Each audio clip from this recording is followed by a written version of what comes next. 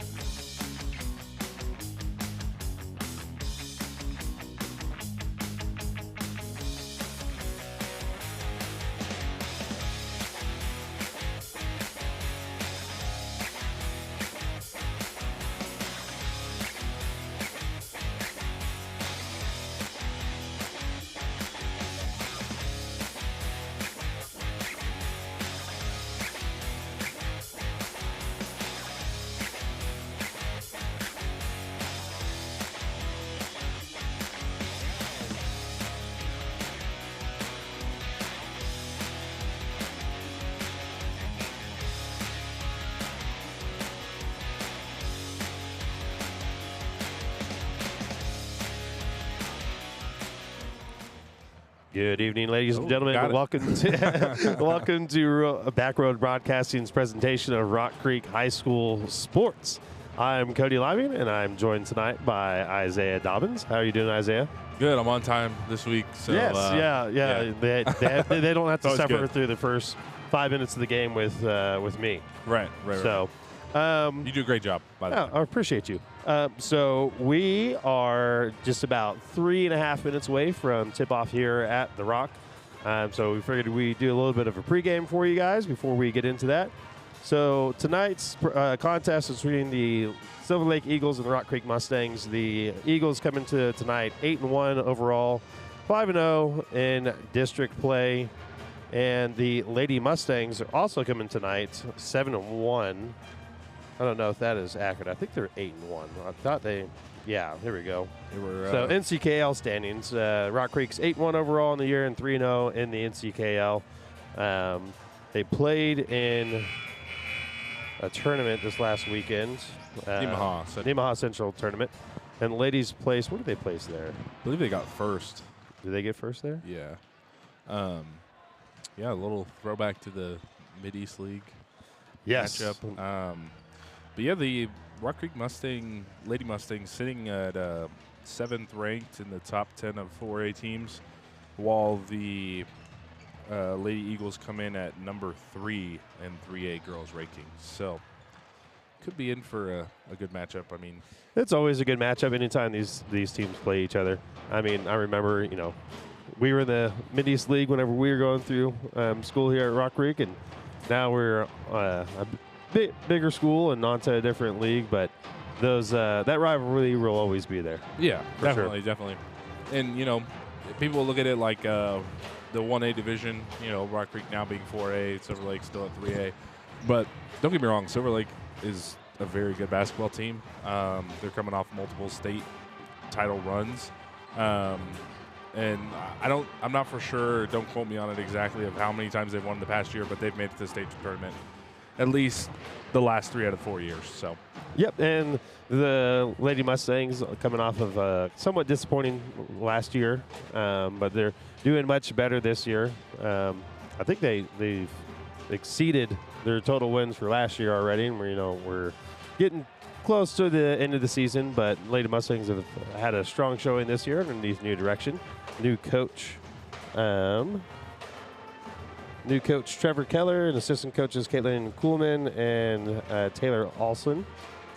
The Lady Eagles are going to be coached by Justin Smith, assistant coaches Dawson Zenger and Logan Sturdy. Yeah, and I think one of the factors in that is one of the K-Man Student Players of the Week this past week, Brenna Zeller, addition to the team this year. I believe in that tournament that they played, she set a school record for blocks in one game. I think it was like 8 or 9 or something like that. So. Wow. Yep, the Lady Mustangs do have some bigs down low, and it's definitely done them well this season so far. When we've seen them play at home, the Lady Mustangs have been fast in transition, gotten a lot of transition points, and have not been afraid to shoot it, make good quality shots whenever they possess the ball. So, the Lady Mustangs will look to continue to do that tonight. Getting ready to do introductions here at the Rock. So we're going to step aside for just a minute while we do those introductions, and then we'll be back with the tip-off. Keep it tuned here on the Backroads Broadcasting Network.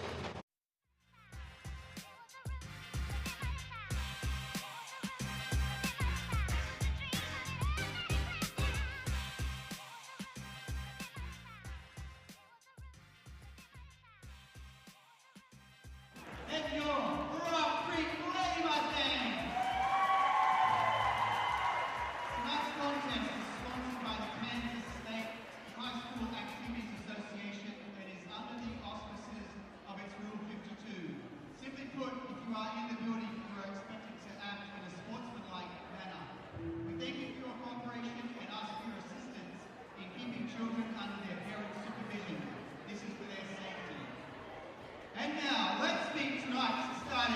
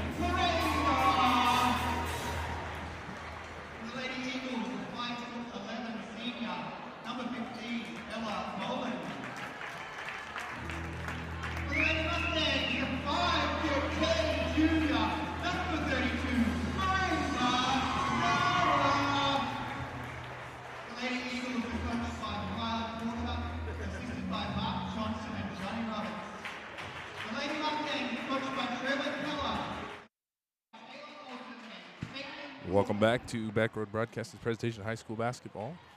We are all set for tip-off here this evening as the Lady Mustangs, your home team, will be taking on the visiting Silver Lake Lady Eagles. Both teams, one loss.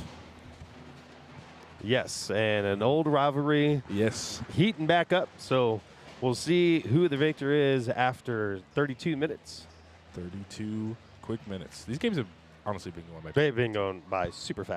Both of them. Maybe that's because, the past 2-3 weeks I've showed up at halftime, but that's besides the point. Yeah, it's fine. And bear with us, ladies and gentlemen. We're a little short-staffed here tonight, so I'm going to be producing the broadcast as well as trying to do some color commentary. Just do it all, man. Yep. Evan Johnson is our camera operator tonight, and we're ready for tip-off. Lady Eagles will control the tip as Caitlin Honey will get the offense set up for the Lady Eagles. Some matchup defensively for the Lady Mustangs. Here's Bolon. That was Zordell. Thought about the jumper, drives in, loses the handle. Possession arrow will stay with the Lady Eagles. And with those of you watching that are not aware, the Kansas State High School Activities Association has rolled out the shot clock as a trial basis this year. So each team will get 35 seconds once they reach their side of the court, or take possession, I think, to get a shot off. Otherwise, it'll be a shot clock violation and we'll turn the ball over. Nice inbounds pass, draws a double team. Back out to Bolon. Shot clock winding down to throw up a three-pointer. Hani can't get it to go. Rebound Mustangs. Got numbers here. Pass ahead to Zeller, has it tipped, corrals it. Nice pass inside to Martini, has it blocked, goes back up, should be fouled and head to the line for two. Melissa Poulin says, "Let's go Mustangs." If you guys are watching with us on Facebook or YouTube, go ahead and leave down in the comments where you're watching from and who you're rooting for, and we'll give you a shout out here on the broadcast. And coming up before the end of the first half, we'll get that shortstop bandit brain teaser question to you guys. So at that time, you'll be able to use your resources, Chat, GPT, Google, whatever you need to use, and leave your guesses below, and we'll get that answer to you when we come back from halftime. Both free throws good for Martini. Mustangs take 2-0 lead.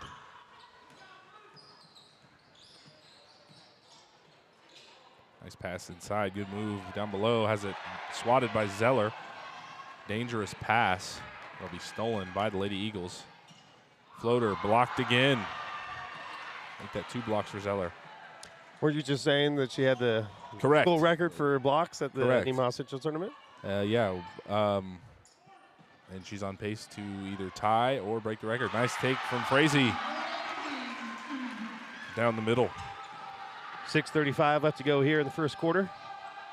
We do apologize, we don't have a clock on screen. The setup here in the gym doesn't allow us to get a good line of sight from us to the scoreboard for our camera that we use during football and baseball to get that information. So we'll give you the time and quarter updates as best we can.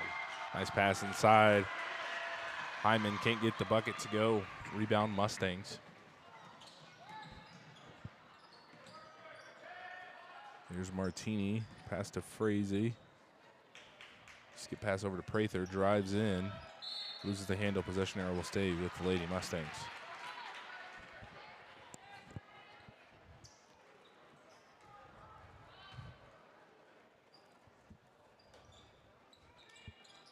Entry pass.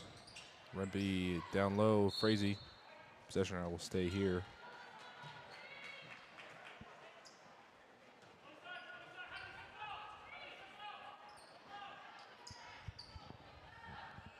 Matchup look for the Lady Eagles here defensively.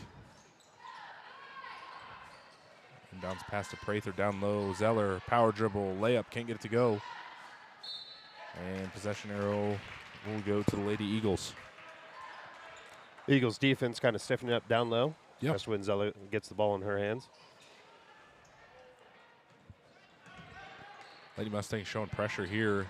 Eagles handle it accordingly. Jumper underway for Whitehead. Can't get it to go. Rebound Mustangs.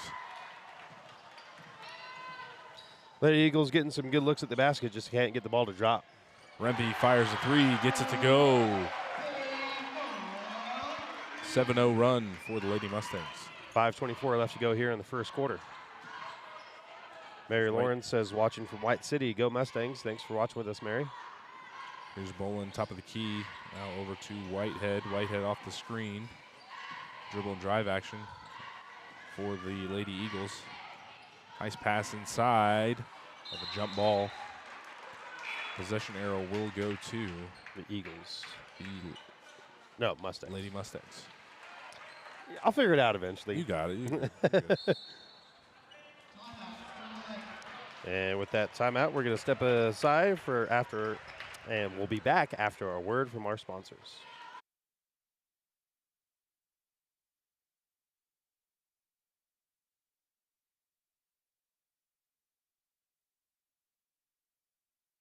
Overwhelmed with receipts, invoices, payroll, and balancing your books?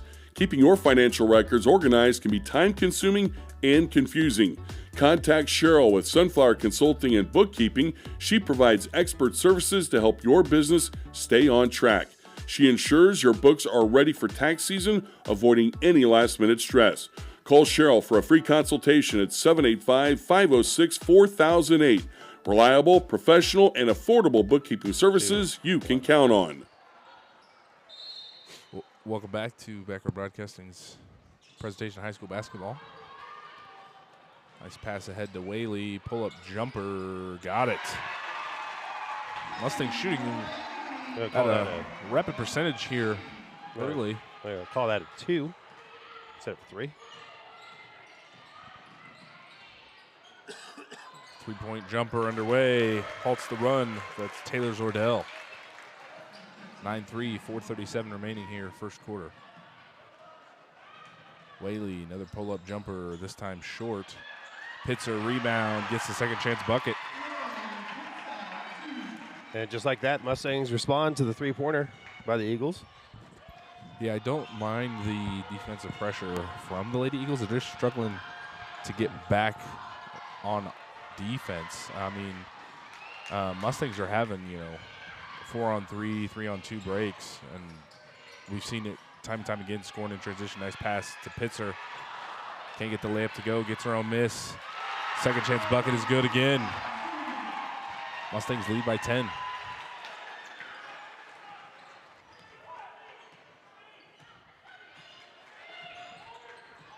Here's Hani off the screen. Kicks it out to Whitehead. The ball movement here, three-point jumper, top of the key is good for Ella Bolin. Nothing but net. 3:30 remaining here, first quarter. Here's Frazee guarded closely. Skip pass over to Whaley. Three-pointer underway. Can't get it to go. Well, they call a foul there. That'll be a hold, I believe, on the Lady Mustangs. That'll be number 24. It's Riley Freese. Her first, team first. Group substitution. We haven't really seen the Lady Mustangs get into a whole lot of foul trouble this year. No, not at all. In any of their games. They've kind of been, defensively sound, really. I mean, their bigs are playing well. Their guards are being aggressive, but not overly aggressive. I do like the matchup defense over the zone for the Mustangs. Here's another 2-on-1 break. Whaley all the way. Pass was deflected. And possession will stay with the Lady Mustangs. 3:03 left to go here in the first quarter. Yeah, the Mustangs so far this year have really been sound defensively and forced a lot of, forced turnovers essentially. Right. So they haven't had an opportunity really to get into that foul trouble they needed. Mm-hmm. Well, not only that, but I mean, they're really running the textbook fast break. It's a nice pass into Pitzer, gets the layup to go. But really, I mean, their bigs secures the rebound, finds one of the guards that can handle the ball, and then they're kind of just off to the races. And then bigs trailing, and whether that's a backdoor cut, but the bigs are running transition well, too. There's a foul underneath. It's going to go on number 33, Macy Clark, team second, her first. And just wanted to remind you folks, if you're watching with us on Facebook or YouTube, go ahead and leave down in the comments where you're watching from and who you're rooting for, and we'll give you a shout out here on the broadcast. Appreciate you guys watching with us tonight. Nice Great in lob. down there. Yeah. Caitlin Honey gets the Just to some go. ups, too. Yeah. 2:35 left to go here in the first quarter. Martini on the drive. Floater can't get it to go. Rebound will go to number 20 of the Lady Eagles. That's Alana Brewster.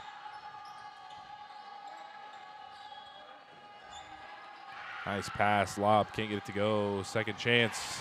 Got it. That's Karis Dieter. The second chance bucket. Twice now that they've just kind of thrown it up there, and she's gone up and got it and put it in for two.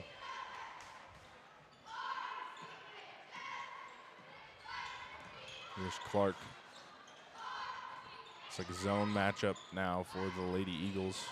2-3 zone. Prather trying to find Zeller. Throws it away. Minute 54 left to go here in the first quarter. Mustangs up by 5. Taylor Zordell and Jaylee Whitehead checking back in for the Lady Eagles. Just under 2 minutes to play. Here's Dieter guarded closely by Frazee. Nice crossover. Draws the double team underneath. In case it's to Brewster, she'll be fouled. Head to the line for 2. Minute 41 left to go here in the first quarter.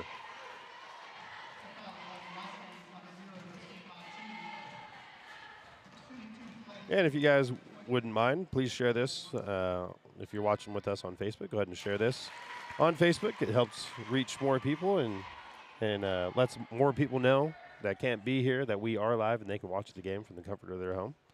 So if you would, just take a couple seconds and hit that share button. Brewster gets both free throws to go. 3-point lead now for the Lady Mustangs. Here's Frazee on the drive, kicks it out to Prather, skip pass to Rempe.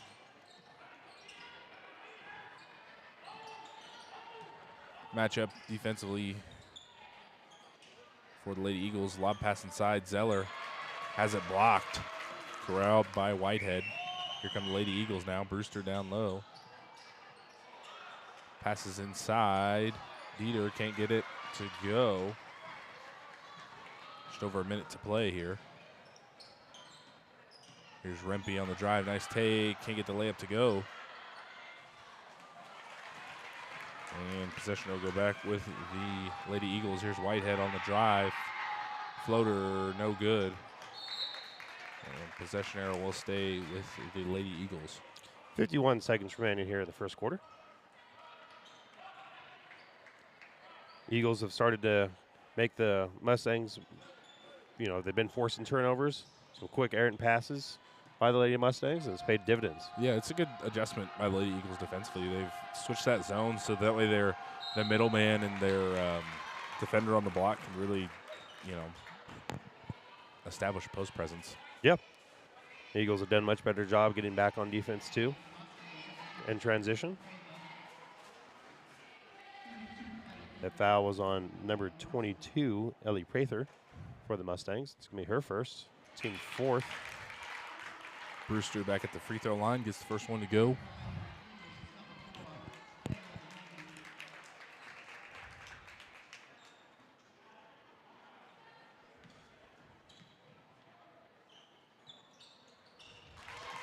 Both free throws are good. 1-point game here, late first quarter. And for those of you that are not familiar, the 1-and-1 is no longer a thing in Kansas high school basketball. I think they changed that rule 2 years ago. Yeah, 2 years ago. Yeah. So every shooting foul is a 2-point opportunity. And I believe it's after 5, I want to say, to get there. I can't exactly remember. So Lady Eagles hold for the last shot here. 15 seconds left here in this first quarter. Nice pass inside. Whitehead layup, can't get it to go. Frazee rebound. Mustangs 10 seconds left ahead to Martini. Martini drives in, lowers her shoulder. Charge call. And Lady Eagles have 4.7 remaining on the shot or clock, excuse me. just enough time to get one last shot off for the end of the first quarter.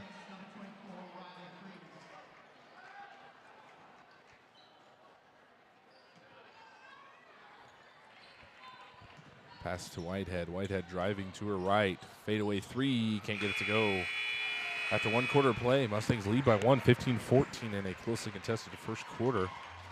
Don't go anywhere, folks. More high school basketball action coming up here on the Backroad Broadcasting Network.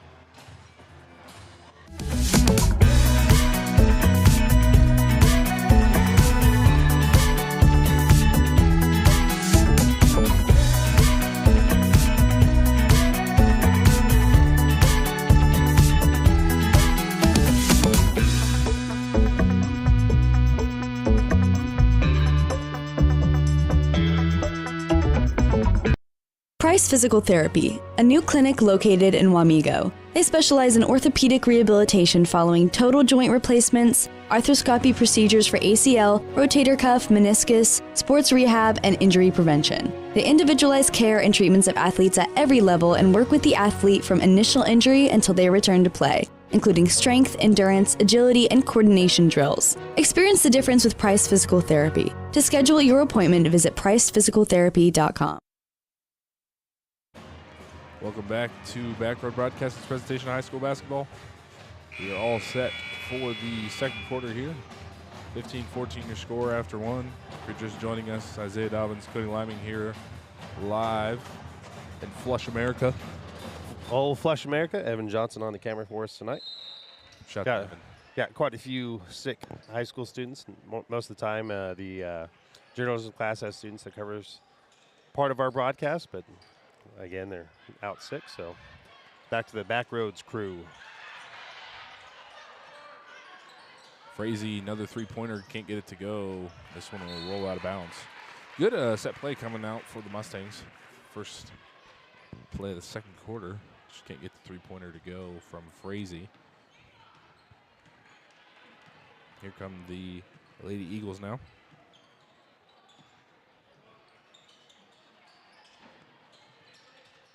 Pass inside to Whitehead. Now back to Hani, gets the bucket to go. Eagles with their first lead of the night with 7:17 remaining here in the second quarter.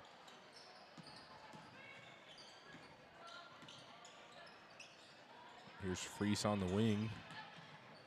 Skip pass over to Prather. Prather trying to find Zeller. Zeller can't get the layup to go. Pass be tipped out to Whitehead. Ahead to Zordell. Good ball movement there. Hani rattles a three home. Lead up to 4 now for the Eagles. Mustangs have been making those kind of long lob passes down low, and they're not working quite as well as they used to. The Eagles have picked up on that, and it's turned into turnovers for the Mustangs and points on the board for the Eagles. Well, not only that, but Mustangs did a good job in that first quarter establishing a post presence. Post presence has kind of got below the block down there, which kind of makes it hard because if you turn around and shoot the basket, you're going to be shooting towards the back of the backboard, bottom of the backboard. So I'd like to see a more dominant post position from the Lady Mustangs. Nice pass inside. Whitehead can't get it to go. Ooh, dangerous pass backwards. That was Bolin. Can't get the layup to go. Here's Frazee on the drive. She'll be fouled by number 15, Ella Bolin. I believe that'll be her her second team first.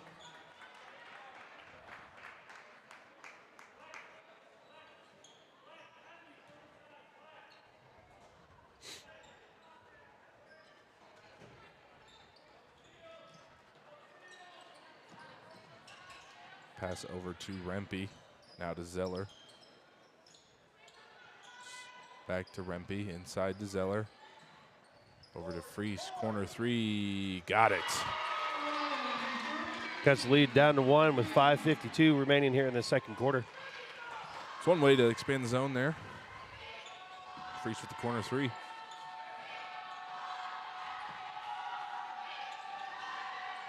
Nice pass inside to Hani. Back out to Zordell. Skip pass over to Whitehead. Trying to find Hyman down low.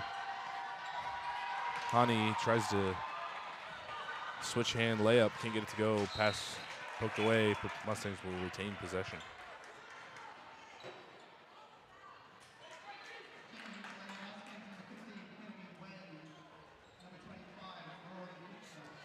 Kennedy Whaley and Rory Pitts are checking back in for the Lady Mustangs. Frazee on the inbounds, gets it into Pitzer. Back to Frazee, good pass. Gets the jumper to go. And the Mustangs regain the lead with 5:16 left to go here in the second quarter. Here's Hani on the drive. Almost gets the layup to go. Freese has it stolen by number 23, Karis Dieter. Possession arrow will stay with the Lady Eagles. We have a foul on the sideline. We'll go on Freese. Her second. Team first.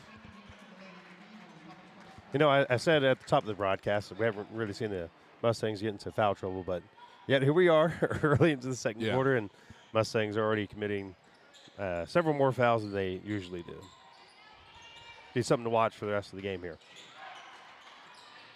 Three-pointer underway from Savannah Wendy. Can't get it to go. Rebound back to the Eagles. Whitehead's three, no good. Rebound Zeller.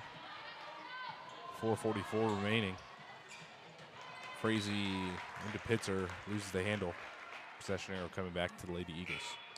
Yeah, Mustangs doing their best to try and get the ball down low, but just making maybe not the most well-advised passes, or a little long on trying to get that lob down there. Well, so I think I'd like to see them get a little bit closer and make a more sure pass down low. And I think one of the things is, they see down low the defender's not quite there yet, so they try to make the quick entry pass.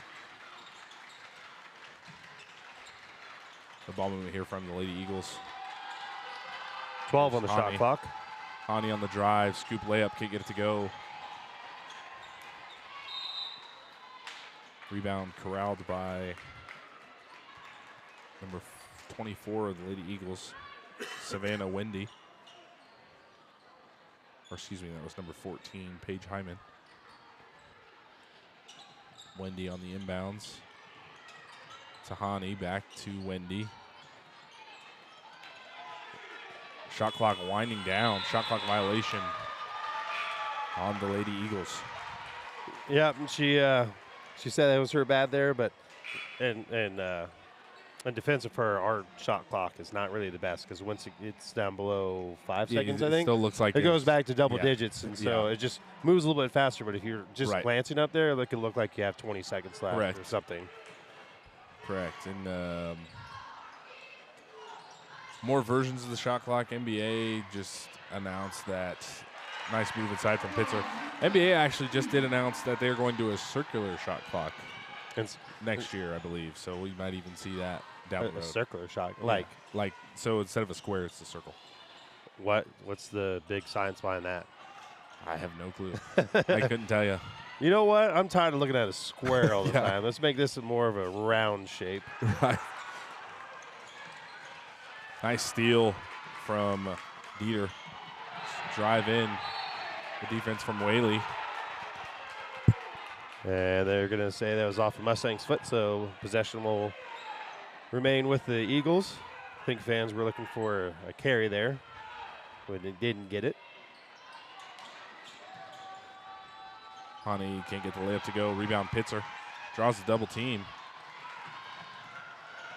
Frazee drives in, kicks it over to Martini. Martini on the drive. Out to Whaley. Now to Clark. Clark fires a three. Can't get it to go. Rebound Martini. Goes up. Should be fouled and head to the line for two. Eagles doing a good job of getting a hand in there, pumping at the ball. Yeah. It's worked out well for them so far. Making the Lady Mustangs a little unsure when they're dribbling through traffic.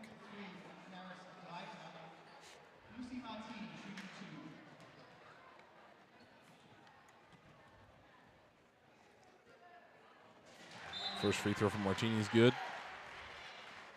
Yeah, it reminds me of old coach. What he once told me is once you get the rebound, keep it high. Yeah. That way they can't grab it. The guard Keep it high, keep it strong. Yeah.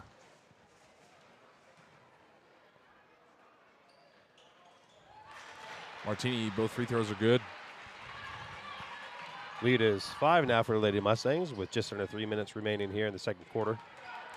We'll have that shortstop bandit brain teaser coming up for you here at the next available break. The take from Dieter. She'll be fouled and head to the line for 2. 2:46 remaining.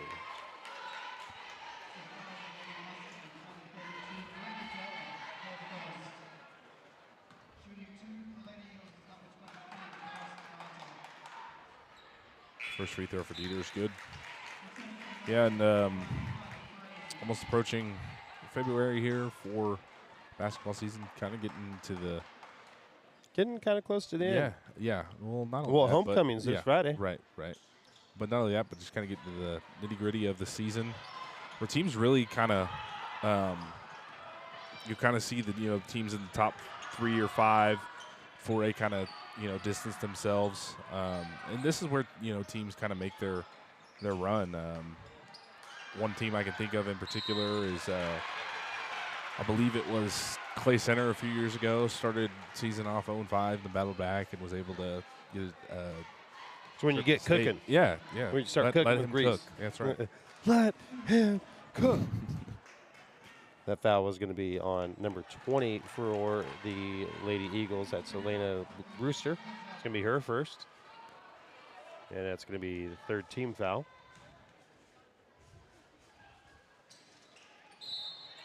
Zeller can't get the free throws to go. I believe we're going to have a lane violation on the Lady Eagles. No, I believe it could be a foul there, pushing foul.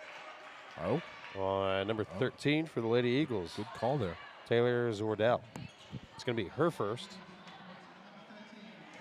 Fourth team foul.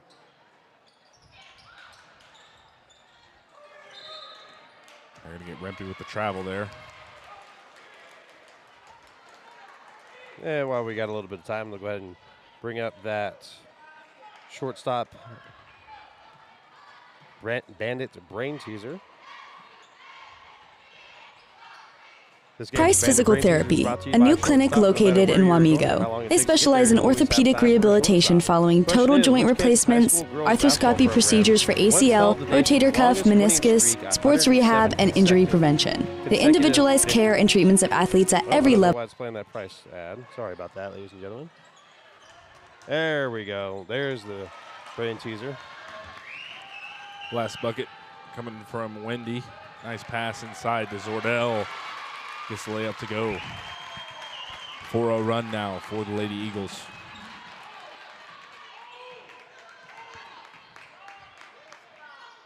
Here's Prather. Dumps it inside to Zeller. Draws a double team back to Prather. Jump shot, can't get it to go.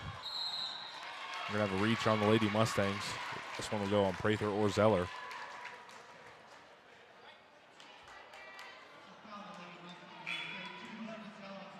All tied up at 24 here, minute 26 remaining here, second quarter.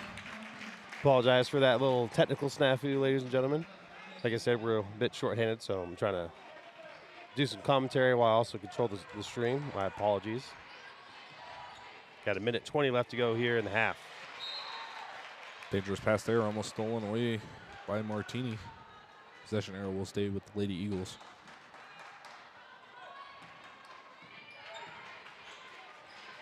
.115 remaining here, second quarter. 20 on the shot clock. Nice pass inside to Hyman. Can't get the layup to go. Rebounds will go to Rempe. Rempe ahead to Martini. Martini driving in. Layup is good. 1 minute to play here, second quarter.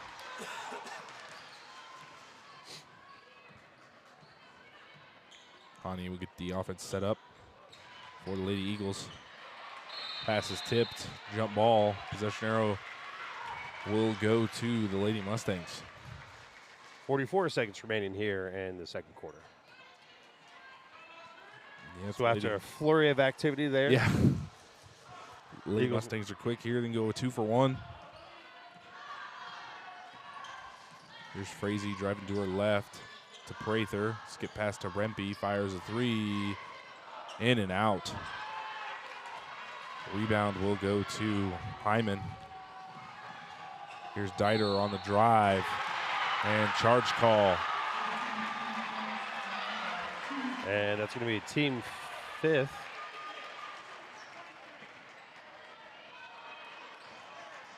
No bonus. So 24.4 remaining here before halftime. Closely contested matchup. Mustangs lead by 2.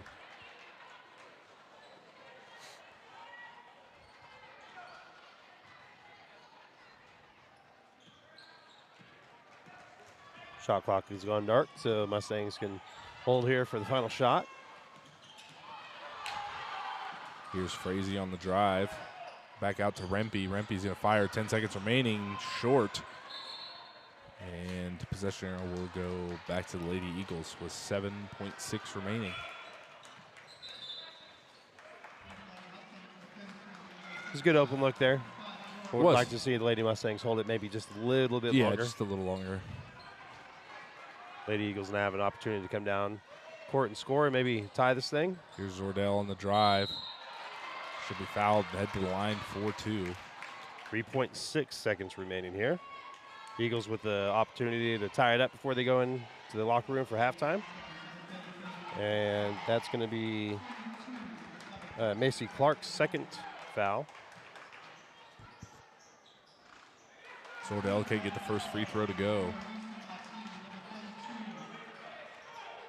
Zeller checks back in for the Lady Mustangs.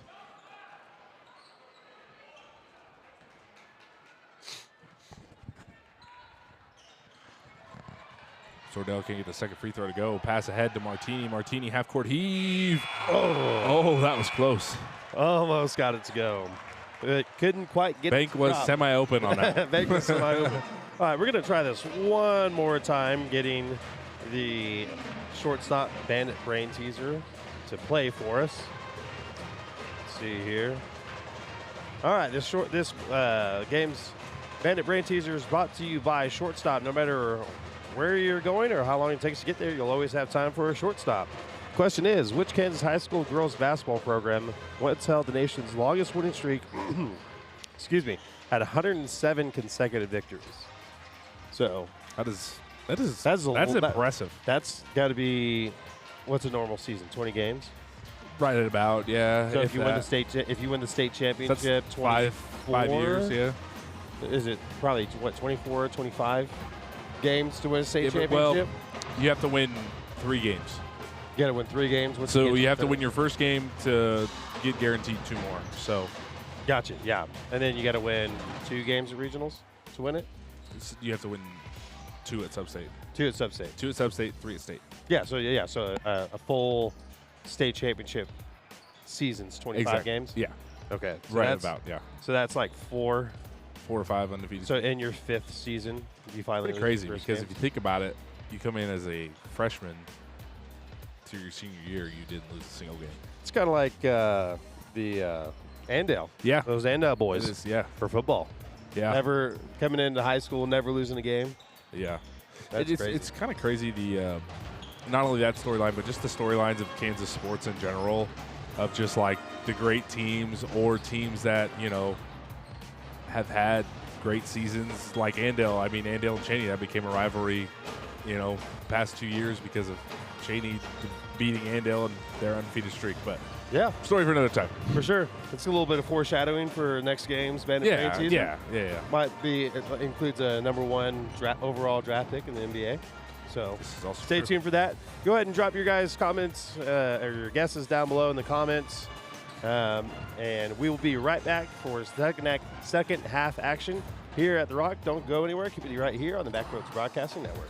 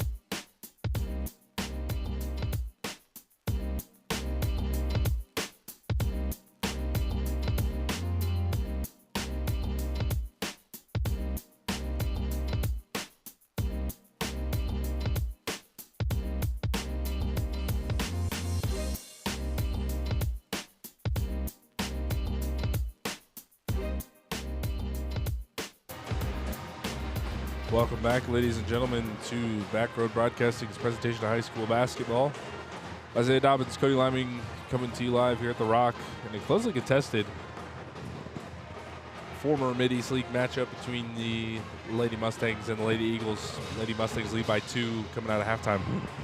And while we got just about 30 seconds before the start of the second half, we're going to go ahead and get to the answer of that shortstop bandit brain teaser. So that was the nation's leading? Yeah, so holy cow. So the question was, which Kansas high school girls basketball program once held the nation's longest winning streak at 107 consecutive victories? And that answer is Central Plains High School from 2015 to 2021. That's impressive. That is crazy. So Central Plains High School is located in Claflin, Kansas, and dominated Kansas high school basketball for several years. The team won 6 straight state championships during this run, and it ended in 2021, but Central Plains remains one of the most dominant programs in Kansas high school basketball history. Three-pointer for Bolin, can't get it to go. Of a foul after the inbounds.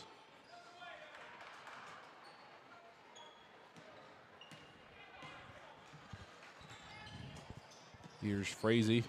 Entry pass into Zeller. Zeller on the drive, kicks it out to Rempe, loses the handle. Here's Frazee on the drive. Prather jumper, got it. That thing's doing a great job being able to kind of isolate that outside zone and getting a free look at the basket. Well, I like how their guards are looking to attack, trying to get into the paint. They're finding spot-up shooters. As Martini drives in, should be fouled and head to the line for 2.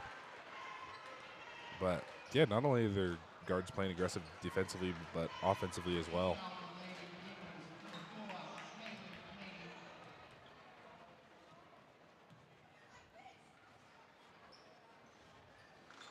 First free throw from Martini, can't get it to go.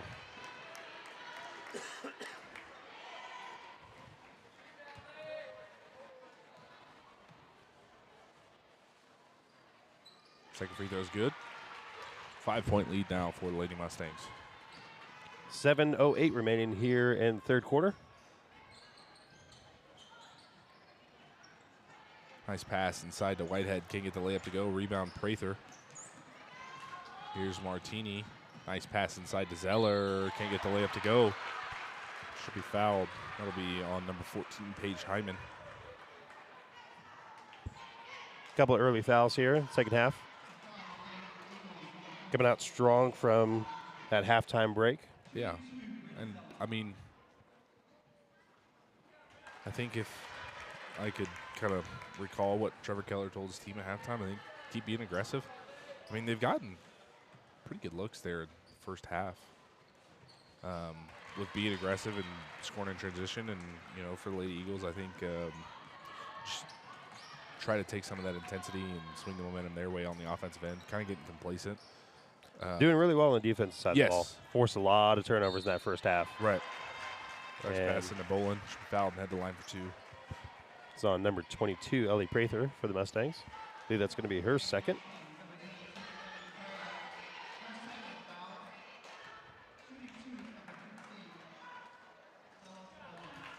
Bolin's first free throw, can't get it to go. I feel like both teams have kind of struggled at the free throw line so far this evening. A lot of points left off the board. As that second one's going to be nothing but net. And cut the lead down to 5.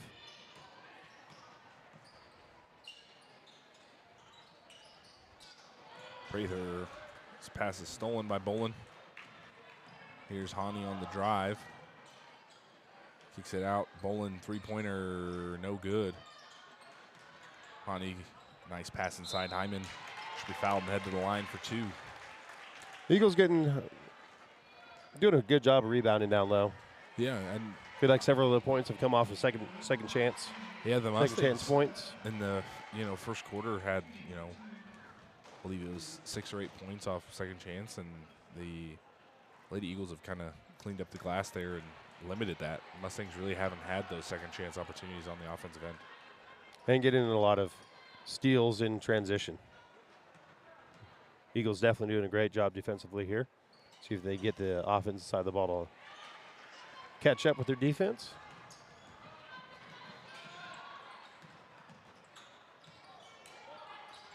Here's Zeller, top of the key. Inside, power move, should be fouled, head to the line for 2. Hyman with the foul on that one. We're not even 2 minutes into the third quarter. There's already been 5 total fouls. Yeah. Well, other than that, there's been, I believe, 2 trips to the free throw line for each team, too. Zeller can't get the free throw to go.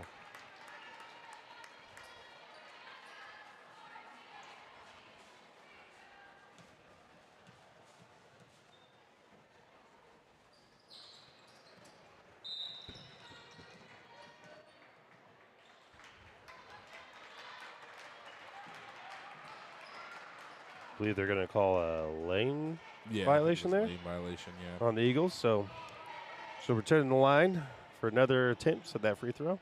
And that was a rule change back, I think, oh man, a few years back. It was on the release. It used to be on once they hit the rim on free throw attempts.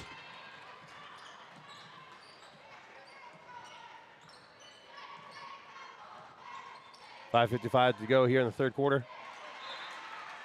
And Mustang going to poke that one out of bounds. It'll remain with the Eagles. And number 23 checking in for the Eagles for number 11. Number 23 for the Eagles is going to be Carice Dieter. Dieter. Someone's watching from Silver Lake. Please let me know if I mispronounce that. Zordell jumper, can't get it to go. Rebound Frazee. Here's Frazee on the drive all the way. Layup is good. A little bit of an unsure handle there down into the paint, but able to cash it in for 2. 5:30 remaining here in the third quarter. Good pass down inside. I was going to say Kylie Frazee, more like Kylie Irving. But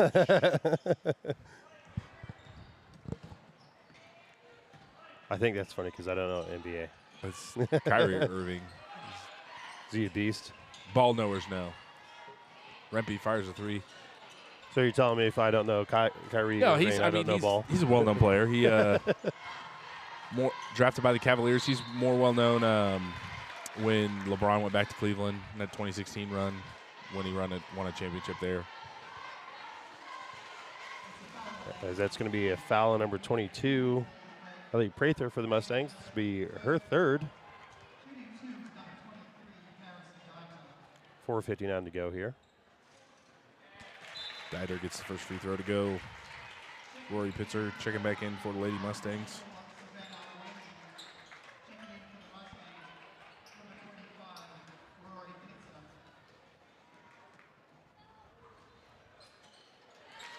Both free throws good for Karis Dieter.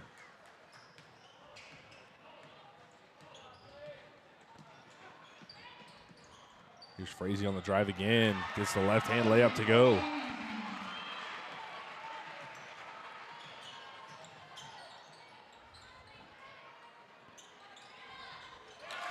Nice corner 3 from Savannah Wendy. Cuts the lead down to 3. 4:35 to go here in the third quarter. Yeah, Mustangs going on like a 6-0 or 4-0 run, and then the Lady Eagles have scored or caused a turnover when they need it. Here's Hani driving in on Frazee. Just back it out, skip pass out to Bolin. Another 3-pointer, 6-0 run now for the Lady Eagles. We're all tied up.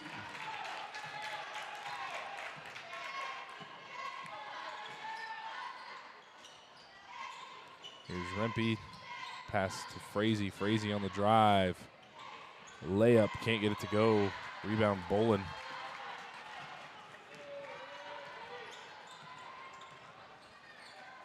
Bolin fire another 3, this time from the corner, can't get it to go. Rebound initially controlled by Dieter.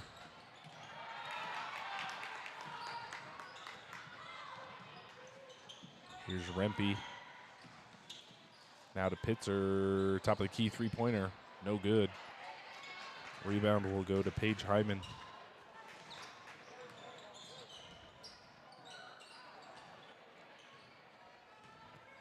3:20 remaining here, third quarter. Here's Bolin on the wing. Pass back to Dieter, three-pointer, short. Possession arrow will go to the Mustangs.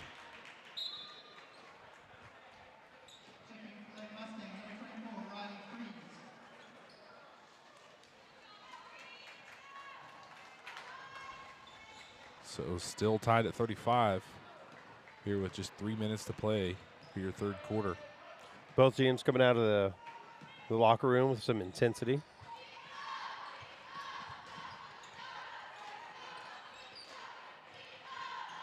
Here's Frazee, kick to Freese. She's going to fire a three. Got it.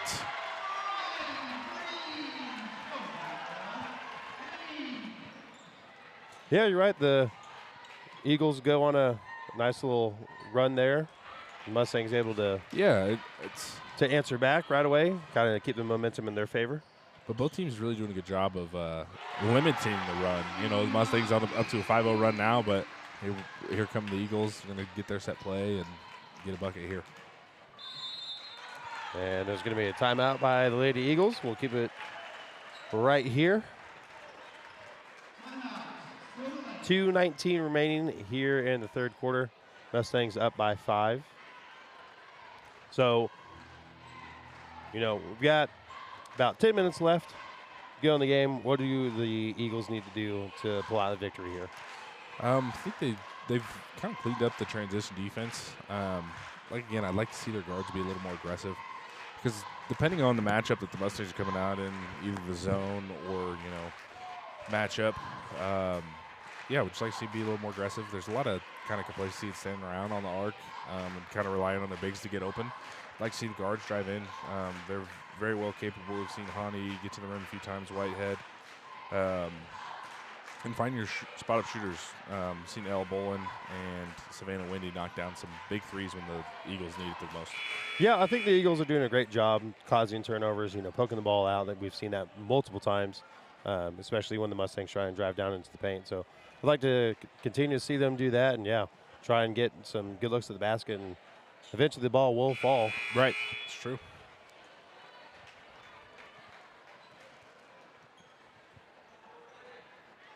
This will be Lady Eagle basketball after the timeout.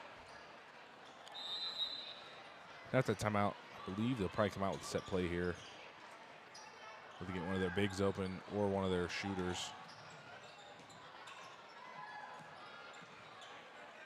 Here's Bolin past the Whitehead. 16 left on the shot clock. And it's going to be a turnover by the Lady Eagles. Not what you wanted to see there. Doing a good job passing the ball around, just one too many passes. 2:03 remaining here in the third quarter.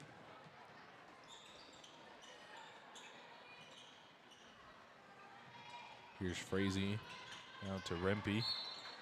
Get Rempe with the travel.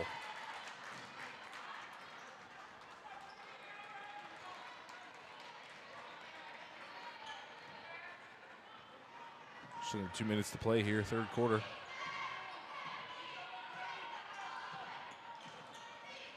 Here's Hani, pass to Wendy, corner three, can't get it to go. Lady Eagles come away with the offensive rebound.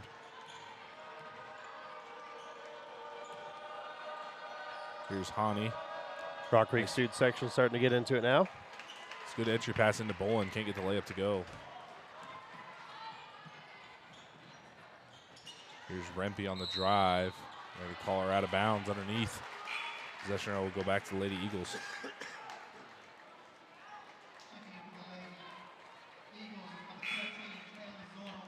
And if you guys could, if you're watching with us on either Facebook or YouTube, please leave down in the comments where you're watching from, who you're rooting for. We'll give you a shout out here on the stream.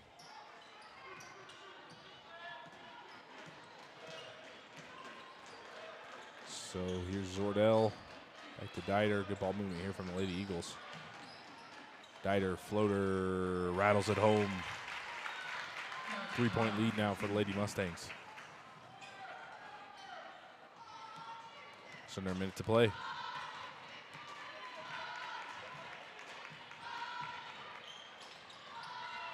Freese guarded closely. Pass over to Whaley. Now to Prather inside. Frazee has it poked away. Frazee corrals it. 39 seconds remaining. 10 left on the shot clock.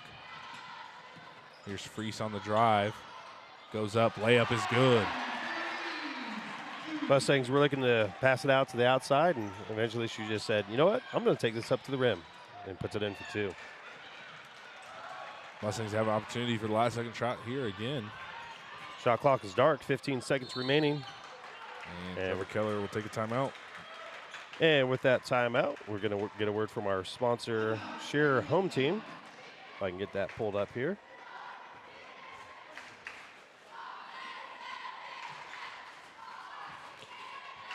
Tonight's game is brought to you by Shearer Home Team LLC, brokered by Next Home Unlimited, your trusted real estate partner in Mustang Country. From buying your dream home to selling with confidence, they're here to help make your real estate goals a slam dunk. Shearer Home Team is proud to support the Rock Creek Mustangs on the court and in the community. Call them at 785-304-3742. Thank you to Shearer Home Team for your sponsorship. So 14.3 here remaining, third quarter. Be Mustang basketball here on the near sideline.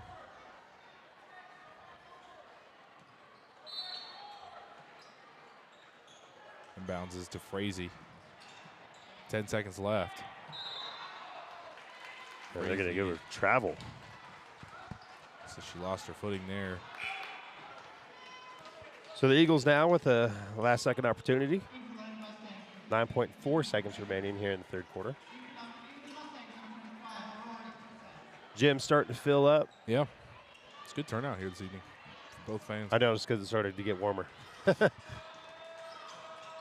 here's Hani directing traffic. Double screen. Nice pass inside Dieter. Layup is good.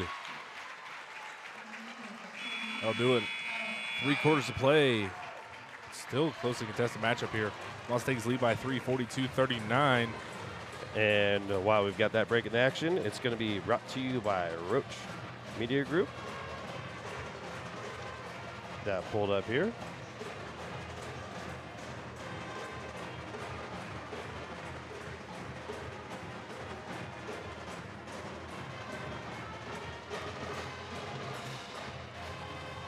Roach Media Group, where media work is their true passion and their primary focus. Located in St. George, Kansas, they are your local, friendly, professional photographer.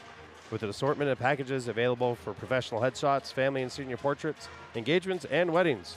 Providing high-resolution image files or prints taken on location or in their studio, Roach Media Group also can provide professional edits. If you are a realtor, Roach Media Group is your local area expert in real estate, photography, and videography. Ask them about the drone and 360 view camera tours when you reach out to them today at roachmediagroup.com or call 785-979-0527. Thank you to Roach Media Group for your sponsorship.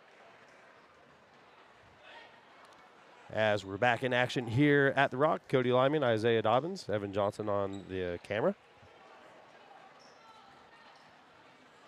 So, yeah, here we go. 3-point game heading into the fourth quarter. Very well could go either way.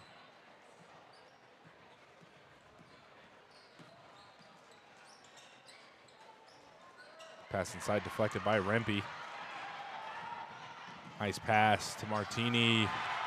Lady Mustangs strike first, fourth quarter.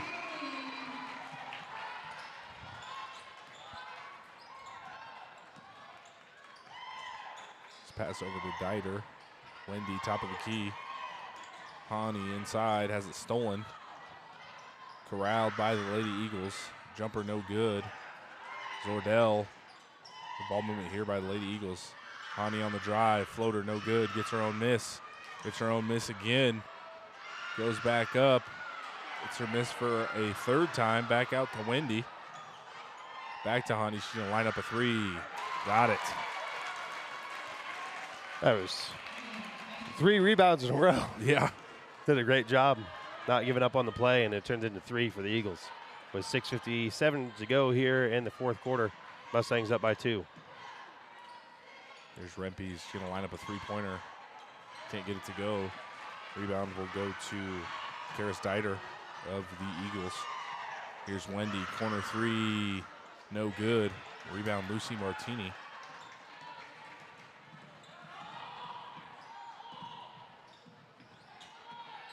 Here's Rempe on the drive. Skip pass to Prather, back out to Martini, over to Zeller. And that pass stolen by Hani. Hani, nice pass to Dieter inside, can't get the layup to go. Rebound Zeller. 6:12 remaining here in the fourth quarter. Good take from Frazee, gets the layup to go. Stretches lead out to 4. Starting to feel electricity pick up a little bit in the gym. Yeah. And we're going to have a timeout by head coach of the Lady Eagles, Kyle Porter. And we're going to keep it right here. Just under 6 minutes to play. And really what has been closely contested matchup from the jump. I mean, yeah, no team really gaining an edge. Yep, a game between the Mustangs and the Eagles never disappoints, and this one has not disappointed either. It's anyone's game at this point for sure. Definitely. And there's really hasn't been one aspect that it really comes down to for both teams. I mean, it's really kind of been identical. You know, both teams hitting a three-pointer when they need to. Both teams getting a bucket down the stretch when they need to. Both teams probably identical in free throw percentage. So we could see it come down to that. But I think the deciding factor coming down the stretch is going to be who can cash in at the free throw line. You know, both teams came out of the locker room in both halves, really, but especially in the second half. Right, correct. Pretty heavy and committed a lot of fouls, and neither team able to really cash in on those points. So as we get closer towards the end of this game, I'd imagine that trend would continue. So it's just whoever can cash in on those free points, those free throw shots, right. I think is going to walk away victorious here. So we'll see. Just under 6 minutes to play here in this one.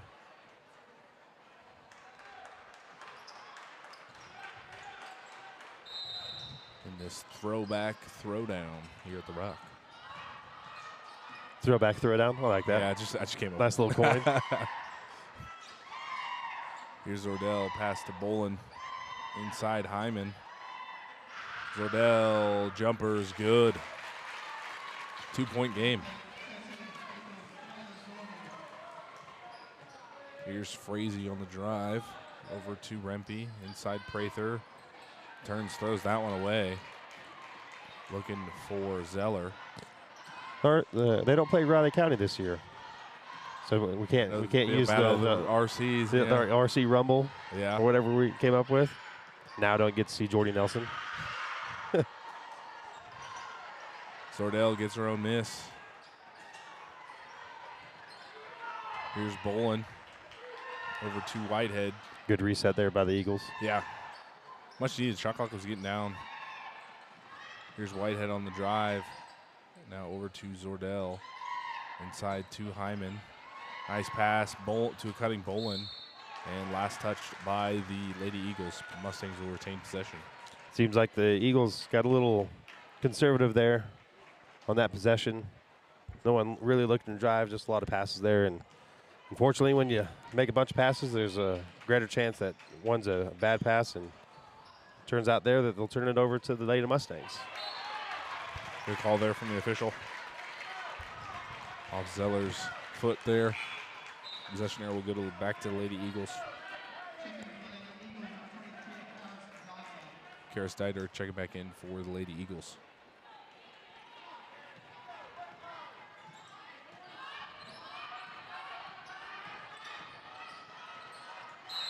And Zeller with the reach there. I believe that'll be her third, team first of the quarter. Yep, that will be her third. No one's committed their fourth foul yet, so not really in foul trouble. Nice pass inside to Bolin, gets the layup to go. And we're all tied up with 4:20 left to go here in the fourth quarter. Pass ahead to Rempe, thought about a three-pointer, drives in. Nice pass inside Zeller, can't get the layup to go. Gets the rebound, and have a jump ball. I believe this possession arrow will stay with the Mustangs.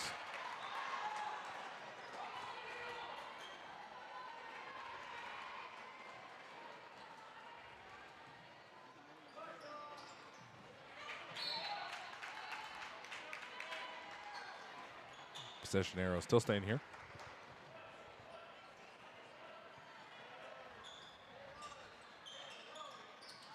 Rempe on the inbounds, tries to get it into Frazee. Frazee saves it. Last touch by the Lady Mustangs. Possession arrow will go to the Lady Eagles. 4:06 remaining here in the fourth quarter. All tied up at 46.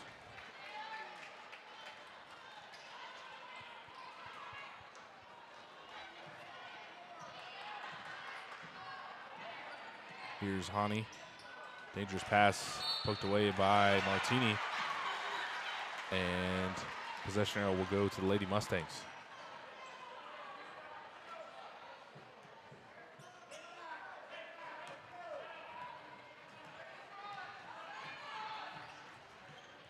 Here's Frazee off the screen from Zeller. Pass into the corner of Martini.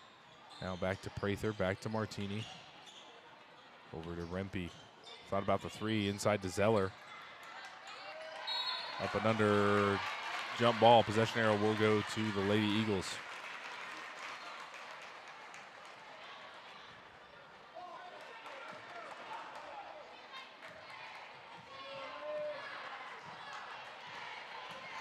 .330 remaining here, fourth quarter.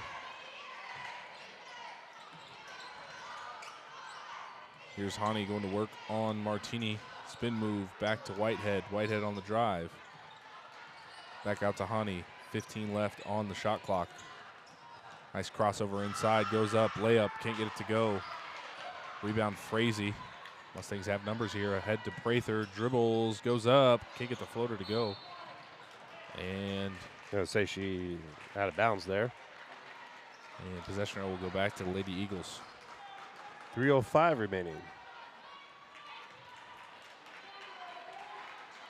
Seeing some good defense by both teams coming down the wire here. Agreed. I mean, Who's gonna cash in on one of their possessions, score the first points? We've been on a tie here for like the past, I think, 3 minutes. No team really giving up. I mean, right when the Mustangs have a fast break, they turn it back to the Eagles. Eagles turn it back to the Mustangs. Dangerous pass there, corralled by Martini. Martini over to Frazee. Frazee drives in. There you get a blocking foul on number 4, Kaylin Hani. Yeah, really, so far in this fourth quarter, it's really been the story of turnovers. So,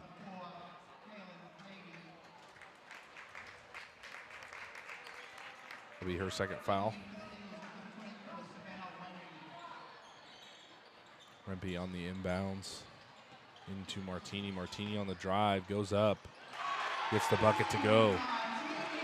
Martini really, so far from Mustangs, being kind of that fire. Yeah. On both ends, too, offensively and defensively. Yeah, I definitely think she's on her way to a double-double if she's not there already. Long three here from the Eagles. Can't get it to go. Get their own rebound, put it back up. Can't get that to go either. And with 2:15 to go, here come the Mustangs. Here's Rempe going to fire a corner three. Can't get it to go.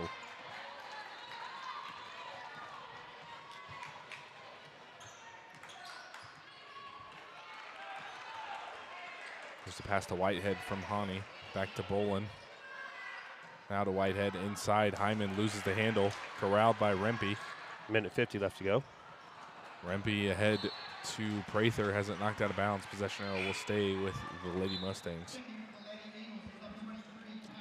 Number 23, Corey's Dieter, in for Jaylee Whitehead.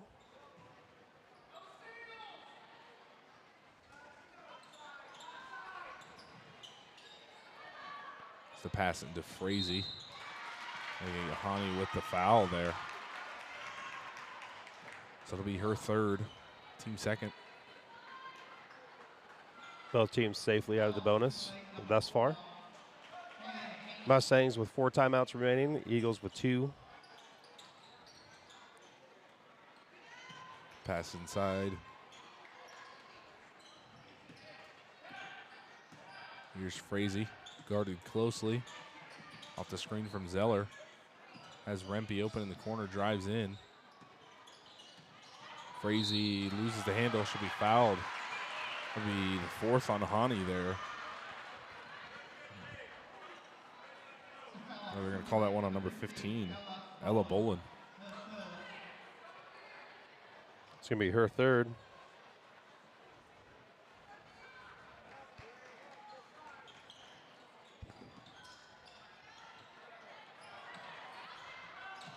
Pass out to Zeller, goes up.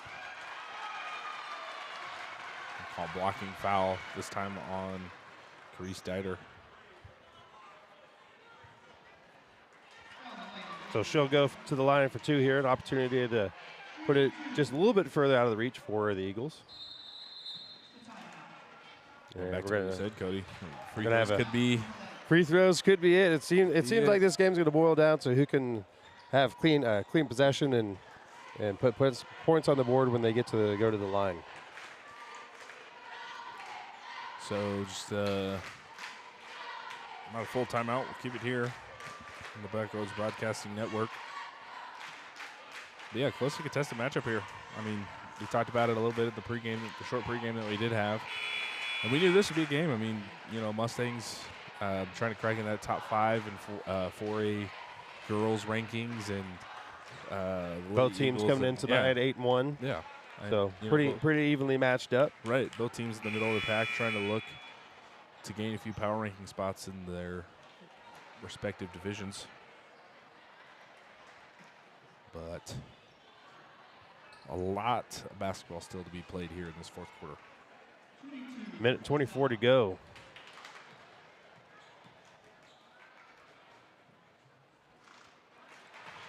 Zeller can't get the first free throw to go.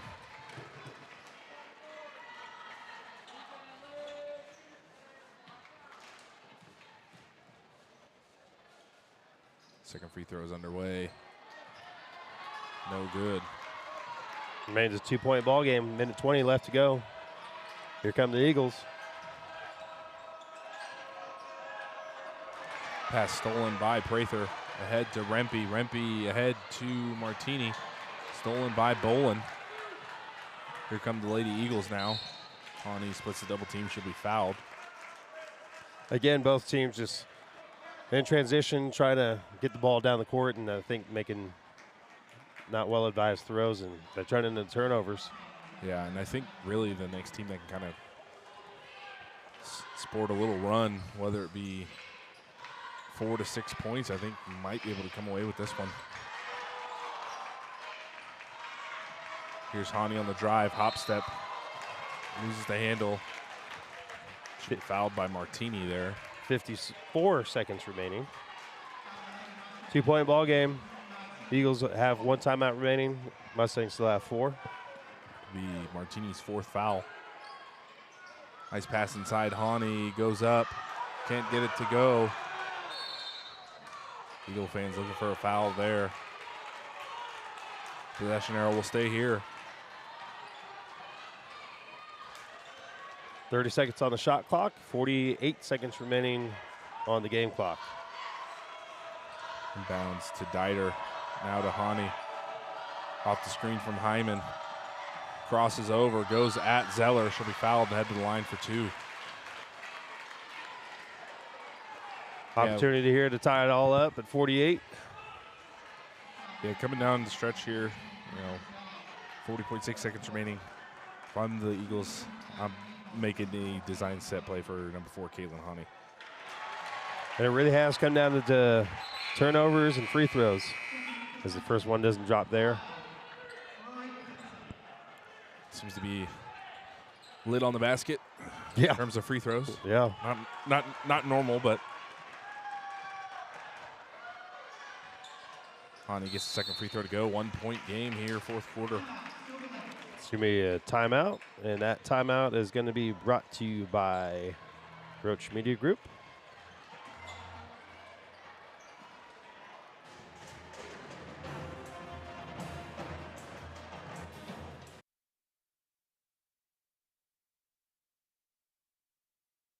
Roach Media Group, where media work is their true passion and their primary focus. Located in St. George, Kansas, they are a local, friendly, professional photographer with an assortment of packages available for professional headshots, family and senior portraits, engagements, and weddings.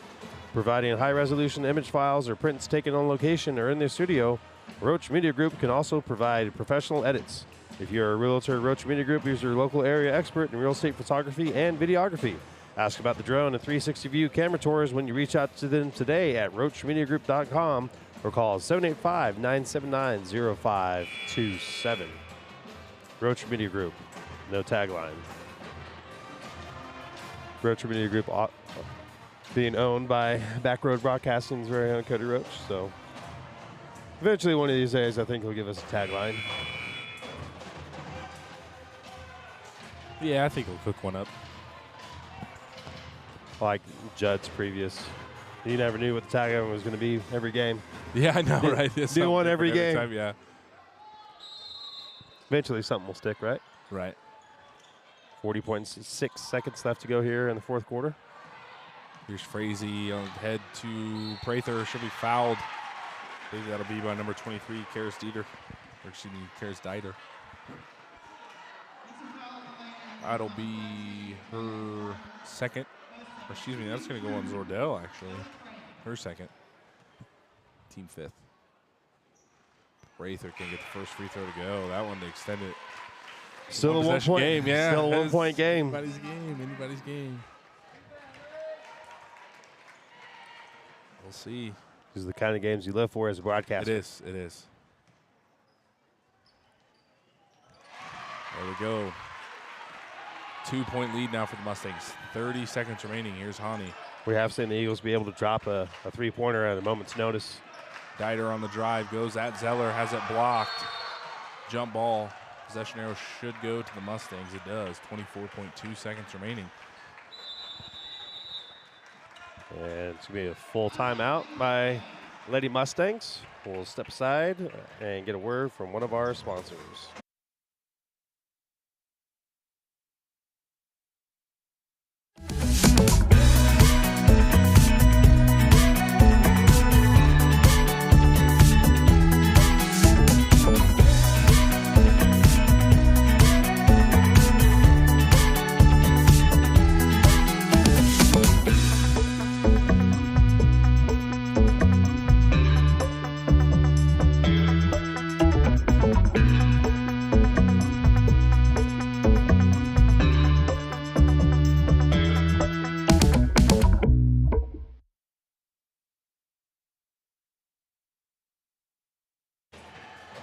Welcome back to the Back Row Broadcasting News Network. Isaiah Dobbins, Cody Liming.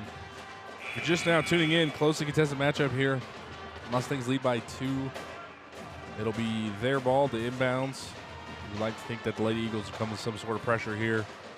And the Eagles out of timeouts, so they're... Well, not only that, but with the way that the Mustangs have been shooting from the free throw line, definitely not out of the question for the Lady Eagles to get back into this one. Yeah, for sure.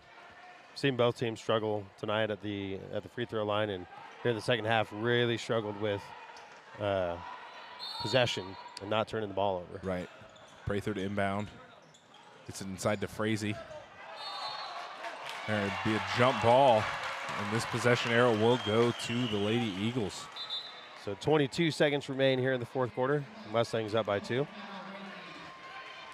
So what are you doing here? You trying to block the guarding for the three-pointer, or are you just trying to prevent them from scoring just here? Play aggressive defense. I mean, you do have one foul to give before they're in the double bonus. As Hani kicks it out to Dieter. Can't get the three-pointer to go. Rebound. Bolin can't get it to go.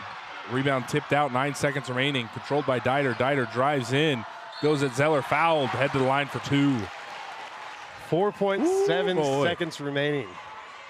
Eagles Some with big free throws here. Eagles with an opportunity to tie it here. Both teams double bonus.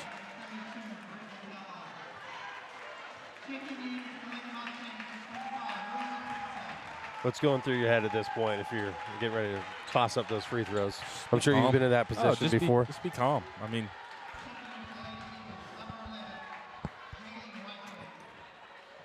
just calm, cool, collected. Cool Take a as little a extra. cucumber. Yeah, just take a little extra time if you need to. Take a deep breath.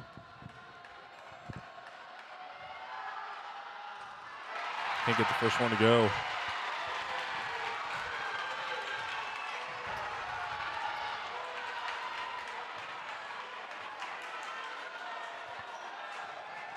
Reminder, 4.7 seconds remaining. Right idea there. Just need to get that one touch the rim.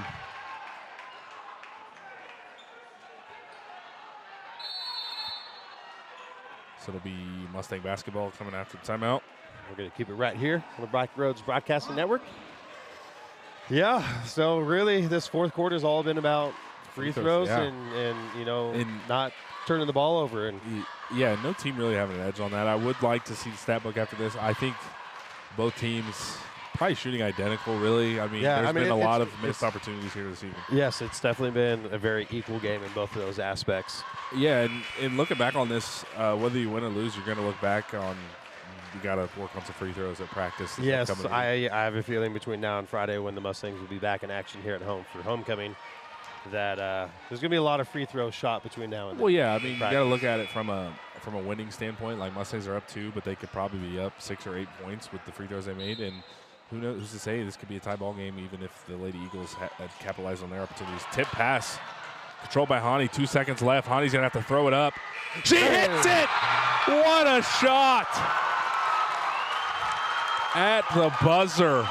Heat check. Buzzer. Kaylin Hani. Win. What a shot. You know, she threw that ball up in the air. I saw it the whole way. I'm like, that's it. What a shot. I wish we had instant replay to go look back at that one. Oh, man. What a game. Thriller. Yeah, that was crazy. Another game between the Rock Creek Mustangs and Silver Lake Eagles. Never disappoints. Listen, I don't want to say that, we're Chris Collinsworth and Tony Romo up here, but we called that. We might have, Yeah. What a shot. That was insane. What a game. Heartbreaker for the Lady Mustangs as they will fall to 8-2 on the season, and the Lady Eagles will improve to 9-1 on the season. I think the craziest thing about that is didn't dance around the rim. Nothing but net. Nothing but net. Ice in her veins. Yes. We will have the men's game coming up here next here on the Backroads Broadcasting Network. Got a couple scores from around the leagues. At halftime, Concordia was leading Chapman 15-12. And their final over there was Concordia 39 and Chapman 33. Another score here, Lafayette, Missouri. Traveling over to Marysville, I believe. They were leading. They beat the Marysville Bulldogs 50-23. And final in 3A, number 2, Halstead over Abilene 54-37.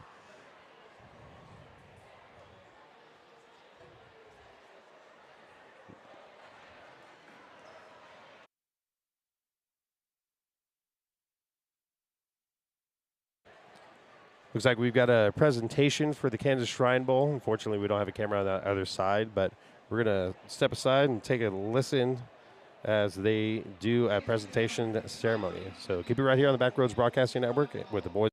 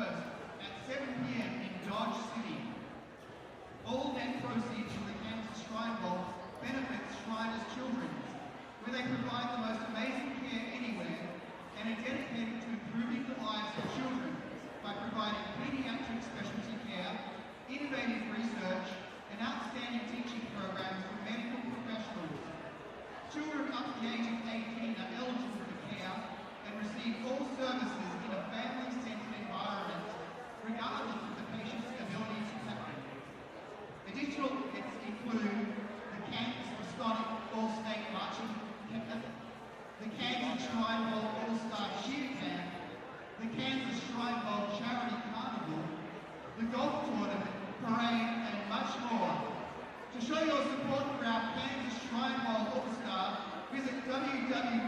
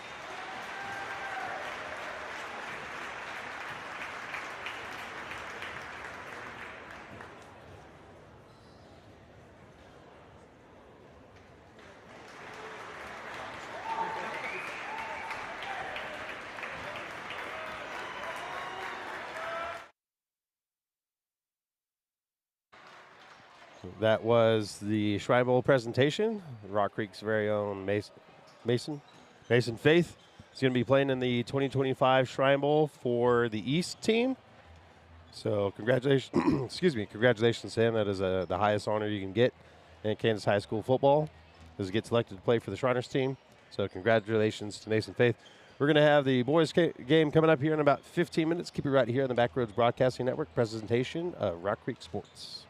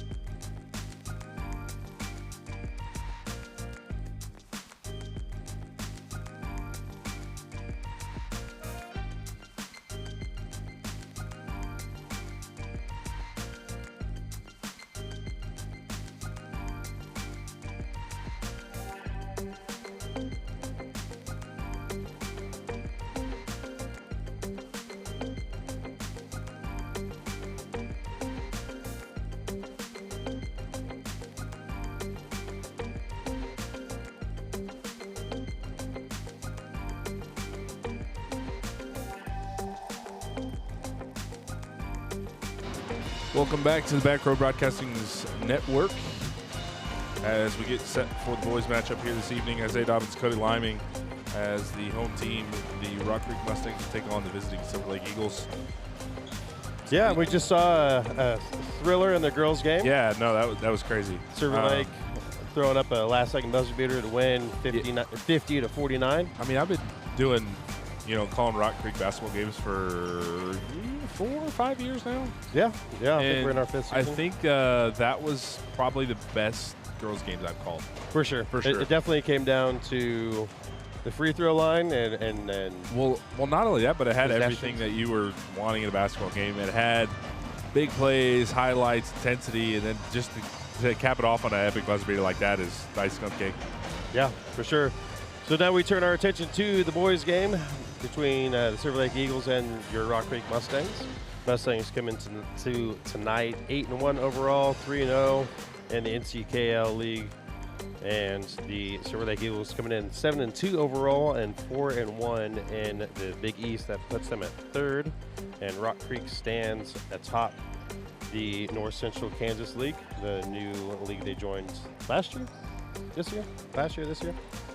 Yeah, and Mustangs top 3 in terms of 4A rankings. Ottawa and McPherson at the top of that, and Mustangs have had history with both those teams. I can think of the overtime thriller that they had last year against Ottawa. And really, that's kind of a rivalry in itself in the 4A division. Mustangs matched up with them against sub-state basketball and baseball. But yeah, and then playing McPherson, obviously, I believe a few years back at the state tournament. So yeah. So we got a good matchup coming up for you guys here tonight. And we're going to go ahead and get into this game's routes to victory. And tonight's routes to victory is going to be brought to you by Shearer Home Team Unlimited, LLC, powered by Next Home Unlimited. So for the Rock Creek Mustangs, wait for the graphic to catch up here. So fast-paced offense, they need to push the tempo in transition and look for early scoring opportunities to keep the defense on its heels. Need to have some defensive intensity, apply pressure on the perimeter to force turnovers and create early, easy scoring chances. And they need to take those high percentage shots. Focus on efficient shot selection, emphasizing strong finishes at the rim and quality looks from beyond the arc. And for your Silver Lake Eagles, need to focus on ball movement and spacing, using crisp passing and off-ball movement to create open shots and break down the defense. Need to focus on defensive rebounding, control the boards to limit second chance opportunities for the Mustangs and ignite the transition game. And then they need to have composure in crunch time. They need to stay poised in close game situations by making smart decisions and executing in key moments. So that's tonight's Routes to Victory, brought to you by Shearer Home Team, powered by Next Home Unlimited. Thank you to them for sponsoring tonight's Routes to Victory. So, yeah, we've seen the Mustangs, both boys and girls, have that fast-paced offense, scoring a lot of points in transition. right. Eli Bell being a favorite to go to down in the paint. He's the only Mustang that has the ability to dunk that we've seen so far. Yeah, well, not only that, but having a perimeter big that can also run the floor, handle the ball, need to play outside on the perimeter just adds that much more level to the offense that they already have. Mustangs, a few years back, I think of Coach Justin Smith's first season, they're really struggling to shoot the 3-ball, and they kind of found a way to make it work with Bell being inside. Yep, and you've got Bell down low, and like you said, he's kind of a perimeter threat. And then the Mustangs also with a Sports in Kansas 4A player to watch, Coley Burgess. And good to see him back on the court tonight. I know during their tournament that the Mustangs went to last week, I think it was that or their loss to St. Mary's, he came down with I believe it was an ankle injury, so good to see him back on the court. Yep. And we're getting ready to do introductions, so we're going to step aside as they do those introductions, and we'll be right back. Activities Association and is under the auspices of its Rule 52. Simply put, if you are in the building, you are expected to act in a sportsmanlike manner. And now, ladies and gentlemen, we ask that you rise in the singing of the national anthem of the United States of America. Tonight, the anthem will be sung by senior vocalist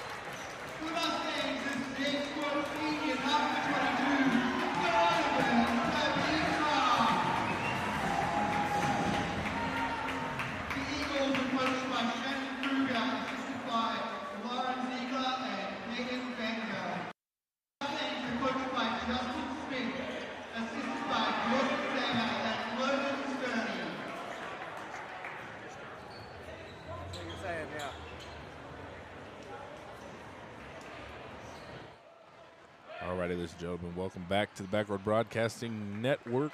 Isaiah Dobbins, Cody Liming, as we are all set for the boys' matchup here this evening. Starting lineups out of the way. And Ready for a good game of basketball? oh yeah, Always. had Had a thriller in the girls' game. Looking for more of the same here in the men's matchup. If you guys would, if you're just joining us, leave down in the comments below where you're watching from and who you're rooting for, and we'll give you a shout out here on the broadcast. Here on YouTube, Mark McDougal says, Mark and Mason McDougal watching Coley Burgess from South Carolina. Go Mustangs. Thanks, Mark, for tuning in with us and watching tonight's game. I think since Eli Bell dunked it during warm-ups, 2 technical free throws for the Eagles. Yeah. So we've got shots here before the game has even started. Either that or I did not know that was a either that or he's getting thing. warmed up. You know. I'm just kidding.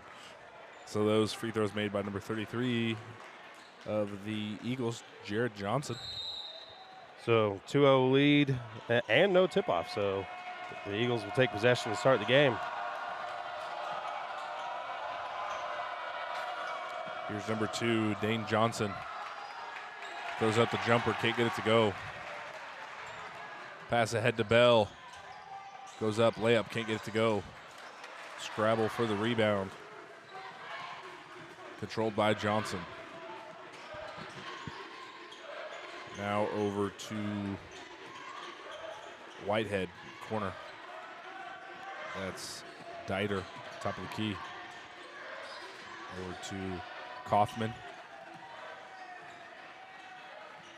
Recognize Dieter from the girls' game. Yep. For their sister, I'm assuming. Dieter on the drive, can't get the layup to go. Rebound Rosa. And Matt, to answer your question, there was a technical foul called on Eli Bell for dunking during the warm-up, we're assuming. So there was 2 technical foul free throws. And Silver Lake got the ball to start the game. So yeah, tip-off. it's either that or nice block there from Brody Dieter. Yeah, it's either that or one of the 2, dunking or anything touching the rim.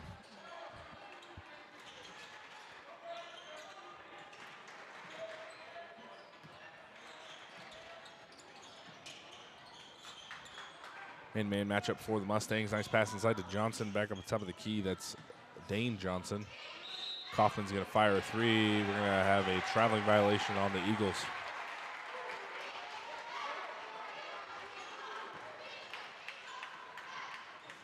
.6:31 remaining here, first quarter.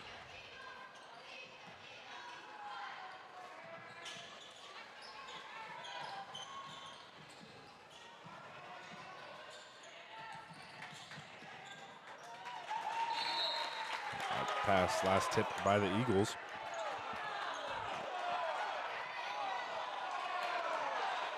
Eagles fans wanting possession there.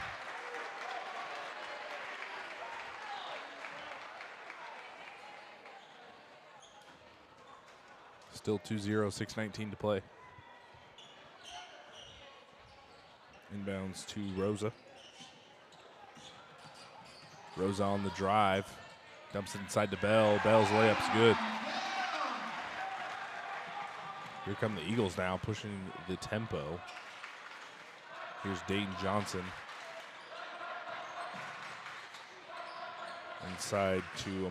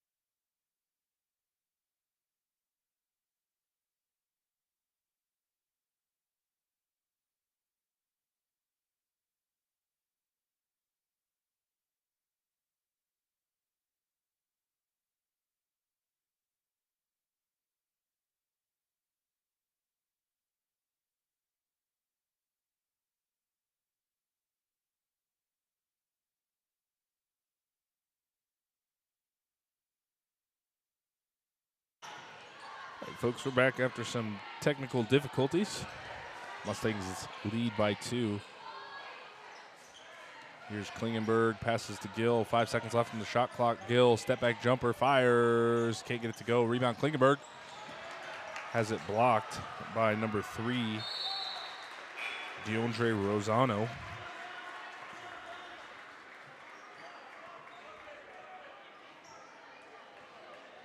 So possession arrow will stay here with the Mustangs.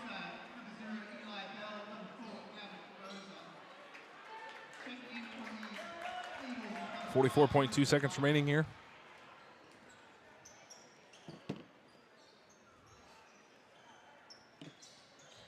Sorry about that, ladies and gentlemen. We somehow randomly dropped out. Dropped internet, got internet back. Dropped internet, got internet back randomly. I was on the phone with WTC trying to see what the issue was, but it looks like we're back up and running now, so we apologize for that interruption in service. The move inside from Dane Johnson. Got a 15-13 ball game here. I was going to say 27.5 seconds left in the first quarter. That's not a good ad for WTC, then I don't know what it is. Cody was on the phone. They probably picked up in the first 15 seconds, 20 seconds. Yep. Yep. Good people over there at WTC. Shouts out to you. Doing this, you're always going to have some sort of issue at some point. So, oh, yeah. Again, we apologize for that. Johnson's free throw is good. We're all tied up at 15.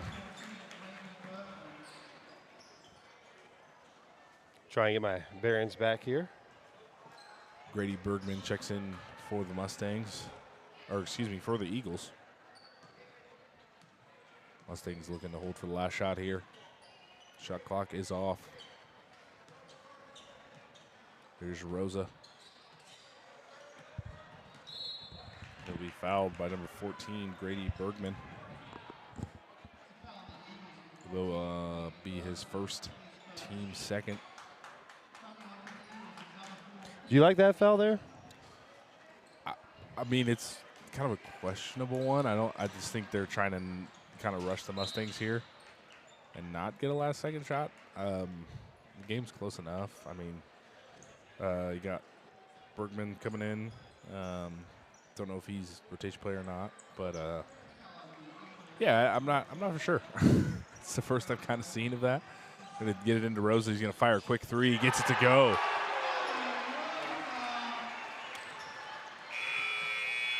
And after 1 quarter of play, Mustangs lead by 3.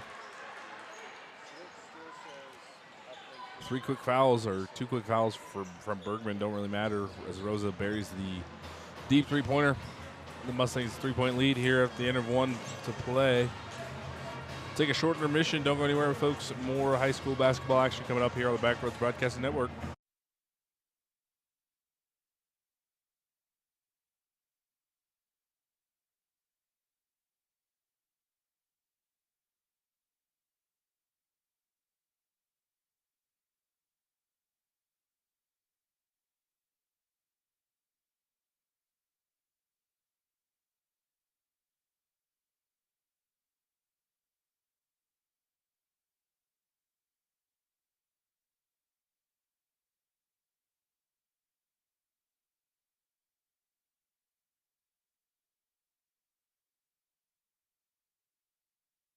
Welcome back to Backroad Broadcasting's presentation of high school basketball. Isaiah Dobbins, Coding Liming.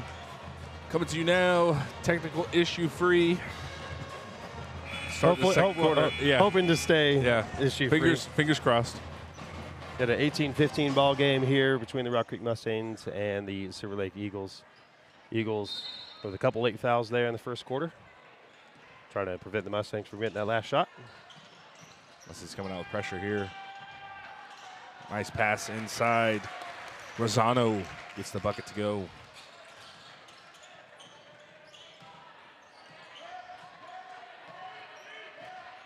Mustangs slowing it down here. Looks like 3-2 zone look for the Eagles. Rosa's going to fire another 3. Can't get that one to go. And last touch by the Mustangs. Possession arrow will go to the Eagles.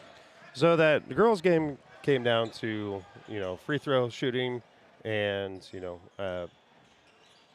possessing the ball, having good possessions, not turning the ball over a lot. What do you see here? Really, I mean, they can control the pace. We've seen time and time again if the Mustangs can kind of get going, it kind of forces them to make turnovers, bad decisions on the offensive end. But really, I mean, they'll just kind of match what they're given right now. Both teams coming out with good defensive pressure and intensity early. Good move from Mazzano. Throws up the jumper, gets his own miss. Back out to Johnson, or excuse me, that's Dieter. And he gets the jumper to go. 1 point lead for the Eagles. 6:54 remaining.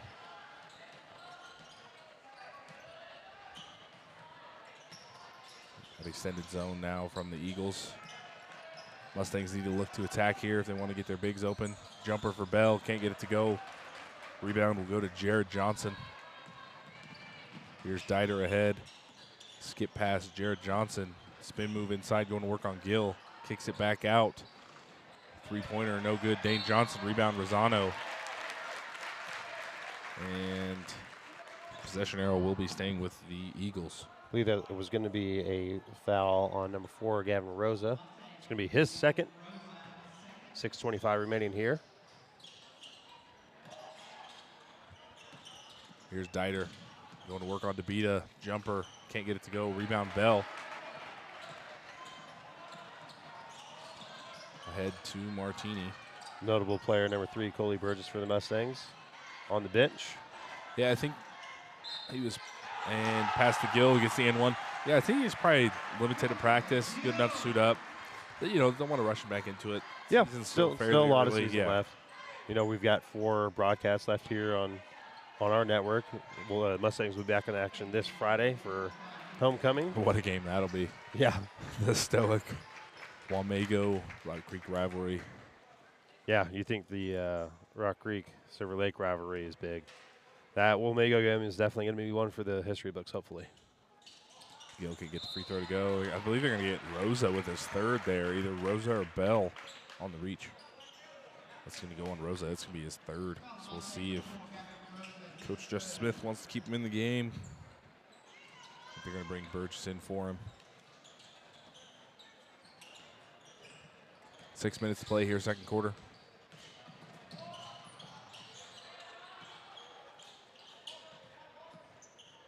That is Whitehead.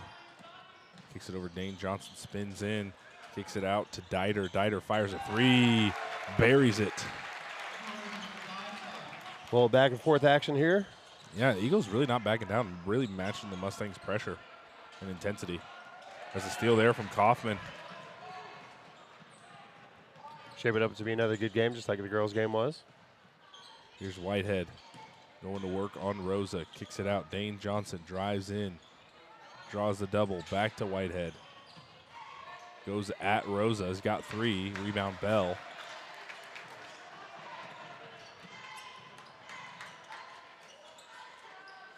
Here's Bell, top of the key. Drives in. Back out to DeBita. Fires a 3. Can't get it to go. Nice rebound from Gill. Goes up. Gets it to go. 4:57 remaining here in the second quarter. Mustangs a little bit of full court pressure. Hands to Dane Johnson. Directing traffic. Gets the offense set up for the Eagles.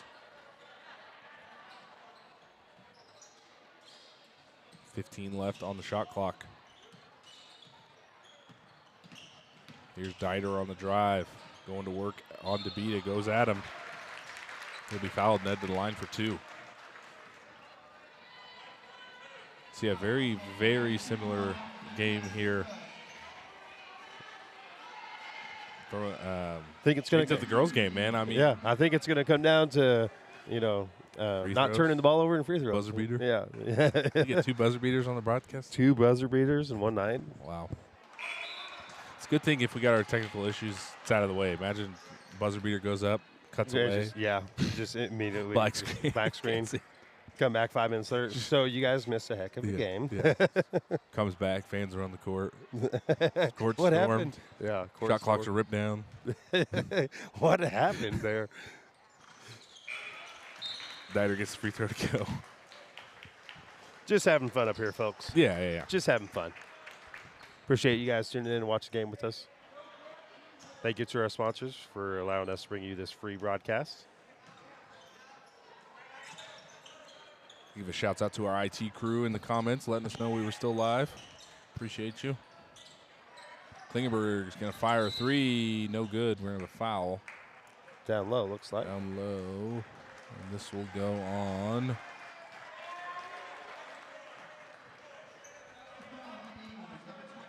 It'll go on number 21. Joel Miller. His first foul. Second team foul. Burgess to inbound. Nice pass inside to Gill. Nice move inside. Porter Gill gets the bucket to go.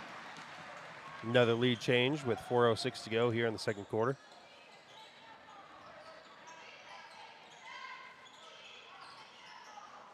Porter Gill, his best Akeem Olajuwon impression there. Mm-hmm. Nice pass inside. Kaufman can't get it to go. Rebound, tough layup for Joel Miller. Eagles aren't staying down here. No, definitely not. Got another lead change. We're probably going to have about another 20 lead changes before the night's over. Klingenberg fired corner 3, no good. Here's Dane Johnson going right at Gill. Steps around him, gets the layup to go. 3-point lead now for the Eagles. Here's Bell. He's going to fire corner 3. No good. Rebound Rosano. Here's Jared Johnson going to work on Gill. Floater, no good. Rebound Bell. Bell has it poked away, gets it back. To Porter Gill. Jumper, no good. Rebound controlled by Dane Johnson. Both teams doing a great job getting back on transition into defense.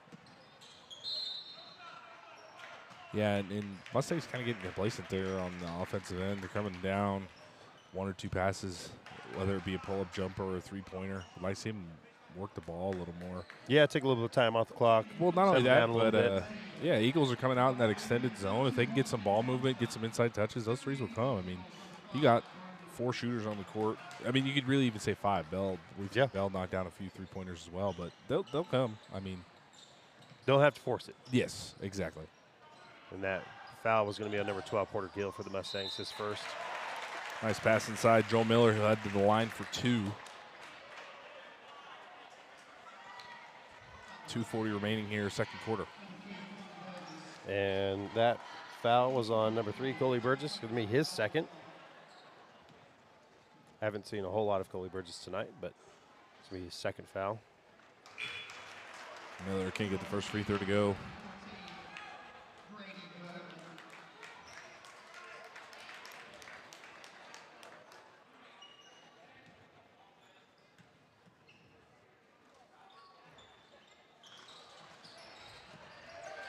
Nice rebound inside from Kaufman. Back out, Miller, three-pointer, gets it to go. Makes up for the 2 missed free throws there. Biggest lead in the game for the Eagles. 2:26 remaining here in the second quarter. Mustangs setting up the offense. It looks like we might be seeing a box and 1 here from the Eagles. And that's going to be on Burgess.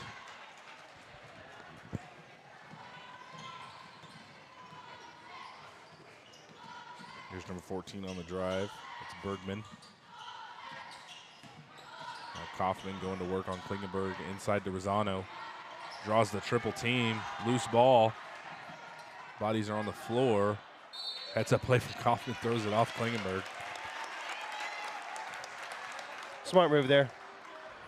Just throw it off the opponent. So let it go out of bounds. High IQ play there. Did you ever do that when you played college ball? Like on an inbounds, if you threaten in that 5 seconds, just throw it off the guy next to you? Yeah, but my luck, they always move, and then I'd end up throwing it out of bounds. I've only tried like twice. I remember, what was it? I think it was a game my sophomore year of college, and that happened. And it was like, there was like a minute left, too. We were down 5. I saw a clip. It was, I think it's either NBA or his college, but there's going to be a travel call here under the Eagles. Turn it over to the Mustangs. There was a fast break one of the guys went to swat the ball, missed, and like slid out of bounds. Oh, and and they the threw guy it that to- had the yeah, ball just yeah. tossed it That's- right out to yeah. him while he was out of bounds. Yeah, that's good.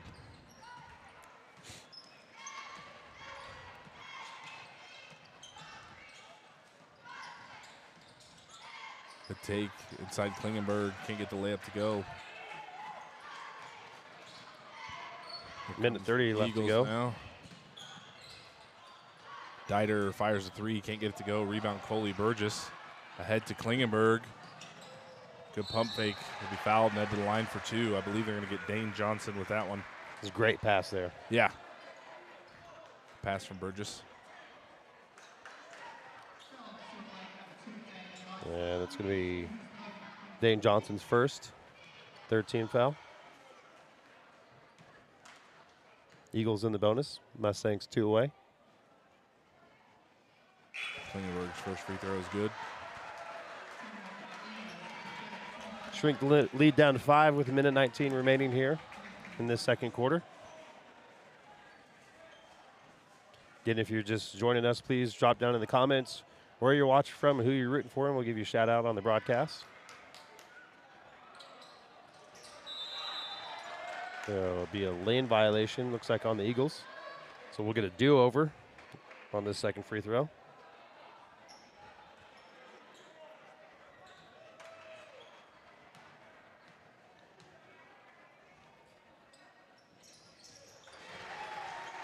Klingenberg gets that one to go. Here's Jared Johnson on the drive. He's looking for a foul there.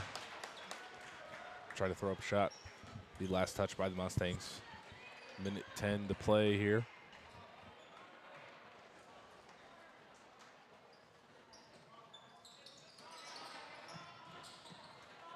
Here's Johnson. Going to work on Lubers. Kicks it out. Three-pointer underway for Whitehead. Can't get it to go. Rebound Klingenberg. 53 seconds remaining.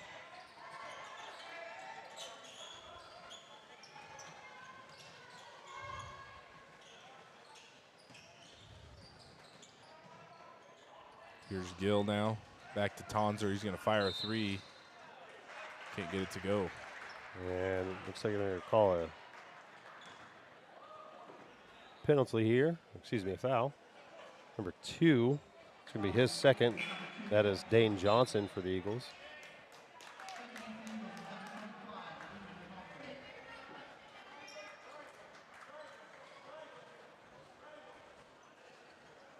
So Burgess will inbound on the baseline. 4-point lead for the Eagles. Got a 37 seconds left. 2-second difference between the shot clock and the game clock. So we'll see if the Mustangs try and take as much time off the game clock as they can here. Nice pass from Klingenberg to Lubers. With 22 seconds left, Mustangs cut the lead down to 2. Perfect example of how the Mustangs are going to get back into this one, moving without the basketball. The pass from Klingenberg to Lubers. Eagles setting up a last shot opportunity here with 8 seconds left to go. Johnson, spin, floater, can't get it to go. Rebound, Klingenberg.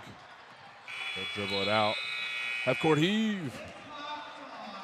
And no good. So with that, our score will be 28-30 heading into the halftime. And with our technical issues, we didn't even have time to get to the Bandit Brain teaser. Can't forget that one. So let me get that pulled up here real quick for you guys. And I believe coming up at halftime, we'll have a dance routine by the Mustang dance team. However, due to Facebook copyright restrictions, we cannot play the music that they're dancing to, but we'll have some no copyright music for you guys. So listen Lay it on that to one. step back. So this shortstop Bandit Brain Teaser is brought to you by Shortstop. No matter where you're going or how long it takes to get there, you always have time for a shortstop.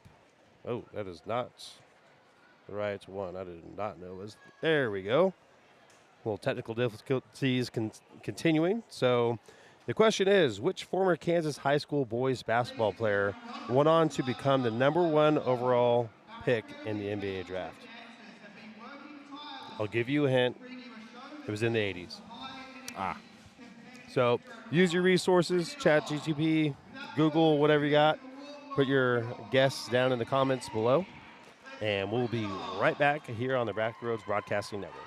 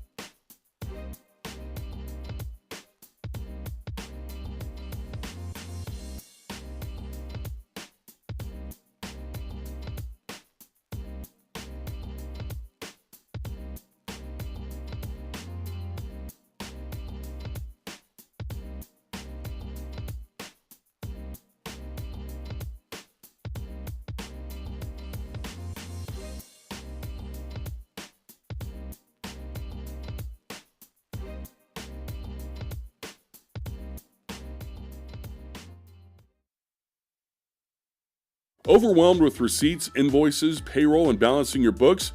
Keeping your financial records organized can be time-consuming and confusing. Contact Cheryl with Sunflower Consulting and Bookkeeping. She provides expert services to help your business stay on track. She ensures your books are ready for tax season, avoiding any last-minute stress. Call Cheryl for a free consultation at 785-506-4008.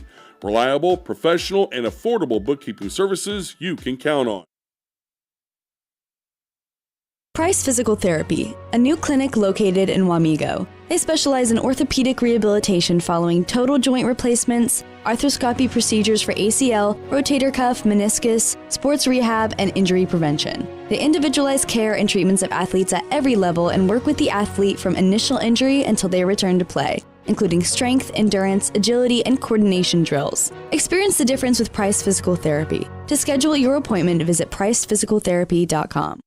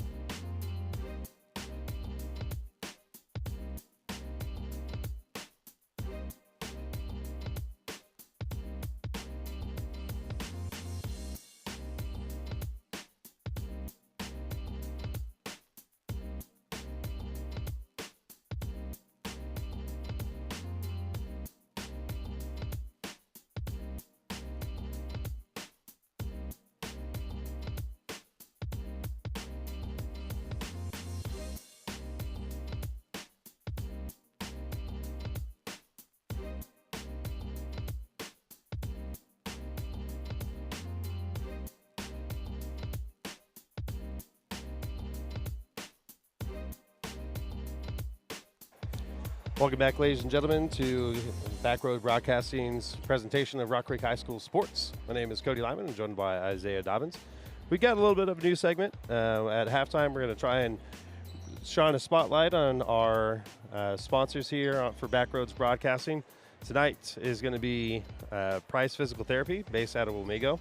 Brian Price, Dr. Brian Price, could not be here tonight, but he had some stuff that we wanted to highlight for you guys, the services that they offer over there at Price Physical Therapy. As you can see on screen there, they offer oncology, physical therapy, individualized treatment plans, enhanced quality of life, and rehabilitation. As I understand, they're somewhat new to the Wamego area. They're over there by Viva La Fiesta. I was there the other night, and I looked over and I said, oh, hey, there's Price Physical Therapy, one of our sponsors. So thank you to Dr. Brian Price for being one of our sponsors. You know, if you guys are just recovering from surgery or just need, you know, if you got a bad back, which I do, left over from the military, you know, going to see someone like Dr. Brian Price over at Price Physical Therapy is definitely the wise move. So I might have to look into that because, you know, growing up, I was like, oh, I'll never back problems. And then the older I get, I'm like, man. Yeah, and sometimes you never know what's going to be a lasting injury. Yeah, you know what that's I mean? true. That's because true. I was 19 in basic training, and on one of the obstacles, happened to injure my back, and I'm like, oh, it hurts. It hurts a bit it'll bad buff. now, but you know, it'll buff out. Yeah. You know, I'm 19, and here Right. I am at 31, 12 years later, like, man, my back. My back.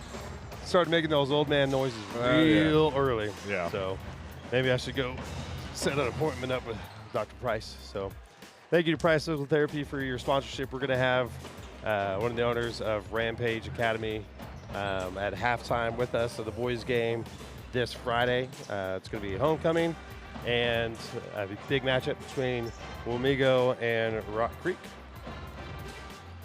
And we're about a minute from kickoff. Kickoff. Oh, tip. Well, we're from, I guess, start of the second half action. I'm just so used to football. Man, I can't wait to see who scores a lot of touchdowns at this half. Yeah. Oh, okay. Well, see, now it's the time of year it's kind of depressing because, you know, before we used to, you know, you take it for granted. You know, Right, September starts and Yeah. there's football on Monday, Thursday, you know, Sunday. You got college football on Saturday. Sometimes Friday, you got Friday Night Lights. And it's just nothing but football, and you're like, this is the most glorious time. Hey, we still got the biggest game of the year. We still, yes, but you For a know, chance of I was sitting around last Piece of week, history and I that was, no one's done before. yeah, potential three-peat by Kansas City Chiefs, but I was just, you know, you take for granted, You do. honestly, how much football you get to watch. You do. So, we're going to go ahead and get to our Bandit Brain Teaser answer real quick. If I get that play Price on Physical- correctly. Nope. There we go. All started for third quarter action here. Bandit Brain Teaser. Mustangs will start with possession. Which former Kansas high school basketball player went on to become the #1 overall draft pick in the NBA draft? The answer to that is Danny Manning from Lawrence High School, and he was the #1 overall pick in the 1988 NBA draft. We'll have some more about Danny coming up here. Just wanted to get that out of the way in case we have any more technical issues. Hopefully not, but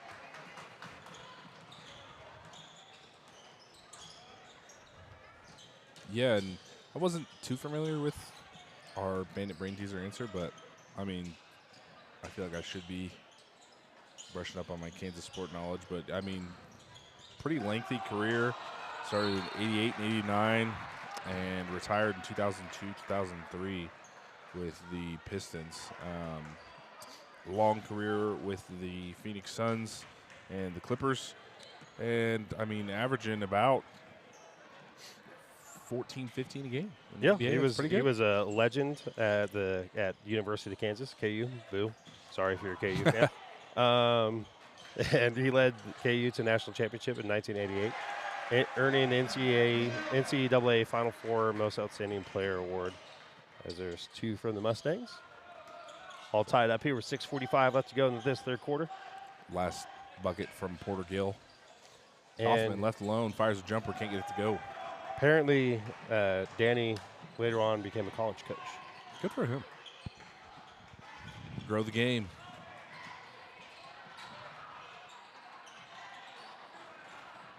I was very surprised when I was doing my research that we had a #1 overall. Yeah, I didn't know that. Yeah, that's. But it also makes sense that he wants to go play at KU. Yeah, yeah. Or played at KU, I guess. And what an opportunity for the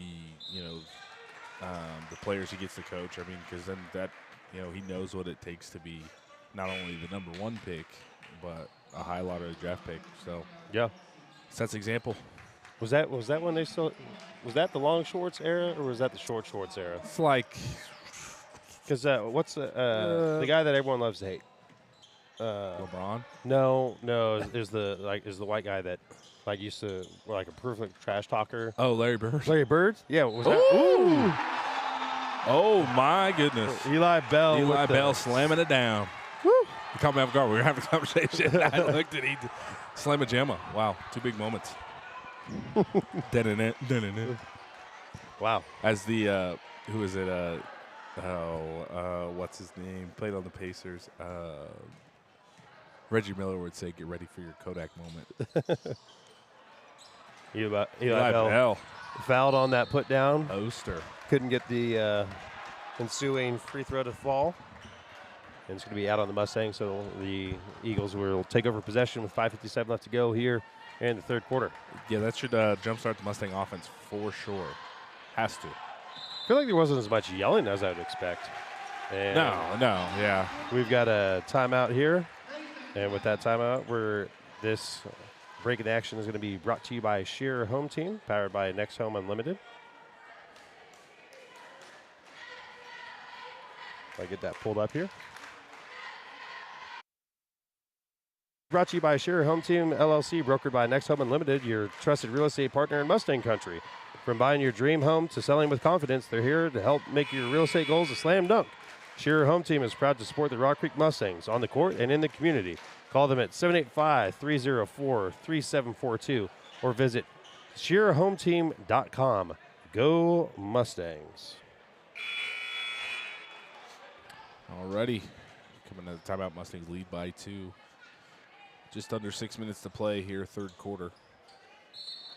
And Mary, I just saw your comment, Mary Lawrence. Yes, you are correct. Good guess.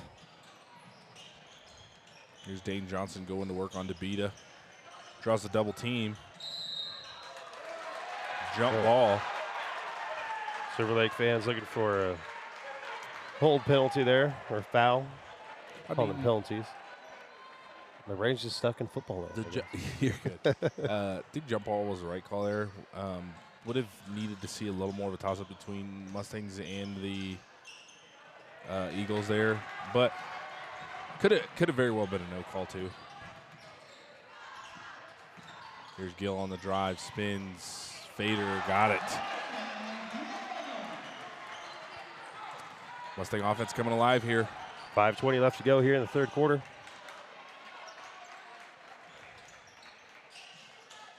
Here's Dane Johnson directing traffic.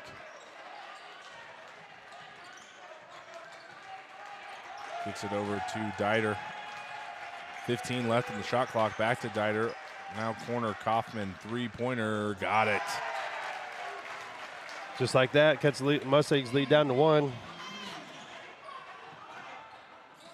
Here's Rosa. Now to Bell. Inside Martini. And he'll be held. Possession arrow will stay with the Mustangs. Was that a behind back pass down low there? I didn't see it. I thought it was just. It looks smooth. Yeah, it looked good. I saw something. It's 4:45 remaining here, third quarter. Still closely contested matchup here this evening. Mustangs lead by 1.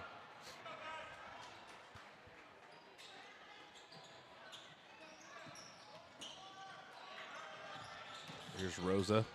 It's cutting Bell. Bell can't get the layup to go.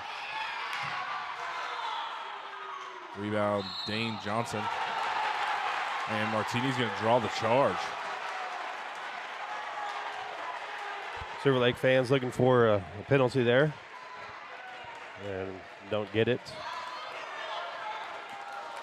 Not necessarily agree with the charge call there. Yeah, and I think they were looking for maybe a blocking foul. Johnson came down with the rebound, kept it high, was doing his best to pivot and everything. Yeah, I'm not for sure about that one. Rosa three-pointer, can't get it to go. We're going to have a foul underneath, headed back towards the Eagles. And Chloe Burgess checks in. Number on DeBita. 22. Yeah. His second. 4:26 left to go here in the third quarter. Still 1 point lead for the Mustangs. Here's Jared Johnson driving in on Gill. Spins, throws it up. He'll be fouled and head to the line for 2.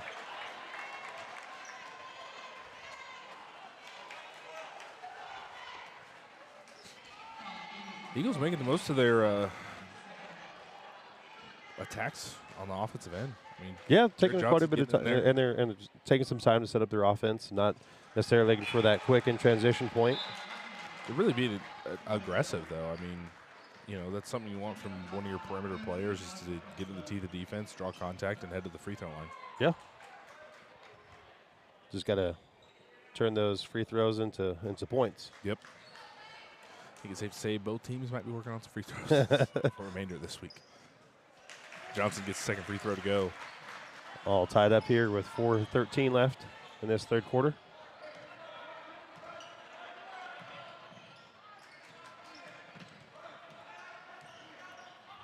Just pass over to Bell. Guarded closely to Martini, Klingenberg, Gill. Thought about the three-pointer, drives in, loses the handle. Martini comes away with it, has it blocked by Bergman, but they're going to say foul. I believe that'll be Bergman's third there. He picked up those 2 quick fouls at the beginning of the first quarter, or the end of the first quarter, excuse me. The Mustangs were trying to hold for the last shot. So Martini head to the line. First free throw is good.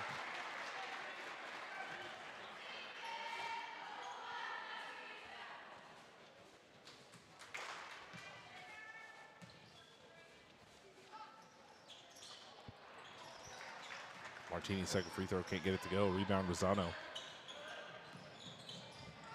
Here's Johnson going to work on Gill. And get Gill with the foul.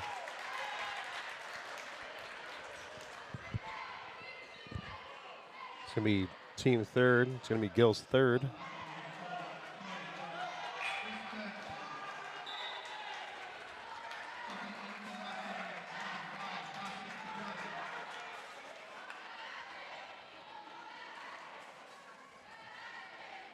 So Whitehead to inbounds. It's it into Bergman.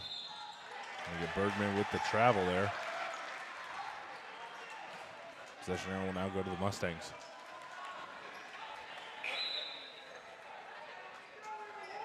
Checking in for the Mustangs is number 11, Dylan Jones.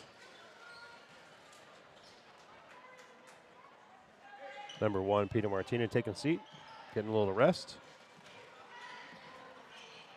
Mustangs are pretty deep off the bench. Yeah, most definitely.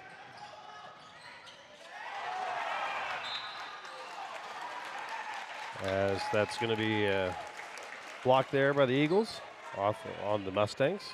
It'll be Eagle ball. I want to say that one might be Pendel, but maybe just wearing a different number. Not for sure. Someone could correct me in the comments who number 11 is for the Mustangs. Here's Bergman. There's going to be a hold underneath on Klingenberg.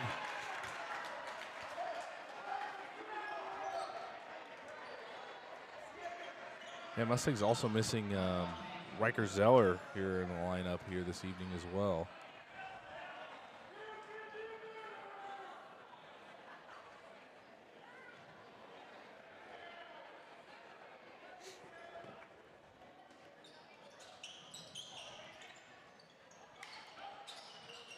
Pass inside to Johnson, drives in, has it poked away.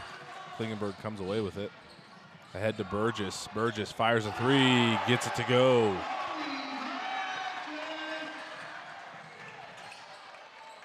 Skip pass to Johnson, turnover for the Eagles. 3 minutes left to go here in the third quarter. Mustangs up by 4.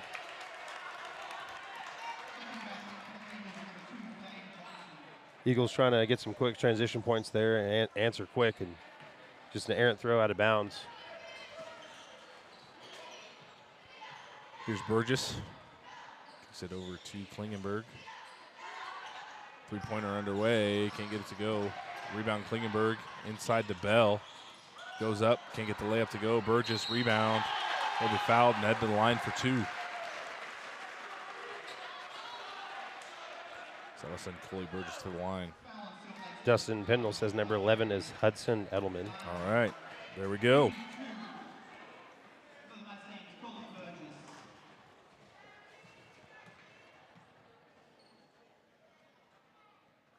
Burgess' first free throw is good. Biggest lead of the game for the Mustangs. Thank you for that, Dustin. We don't have him on our roster here. We do. He's number 3 on the junior varsity. So, thank you, Dustin, for that. We appreciate it.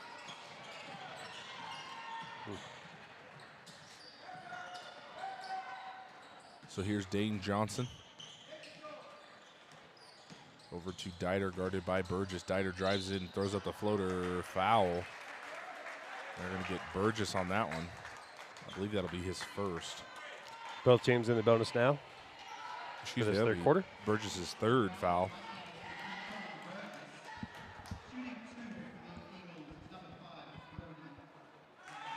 Better at the line for 2, misses the first one.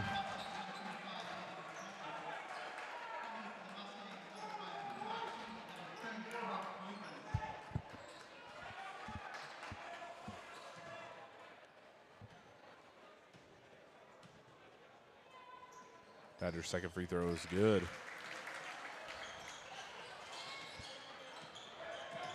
Five-point ball game here with 2:20 left to go in the third quarter. Burgess pull-up three-pointer, buries it. Burgess from Westmoreland, Kansas gets the three-pointer to go. See what you did there. Here's Johnson on the drive. Nice spin move. Jumper gets it to go. Tough bucket there from Dane Johnson. Just under 2 minutes to play. Here's Klingenberg on the drive. Goes up, layup, and one. Opportunity for a three-point play for Logan Klingenberg.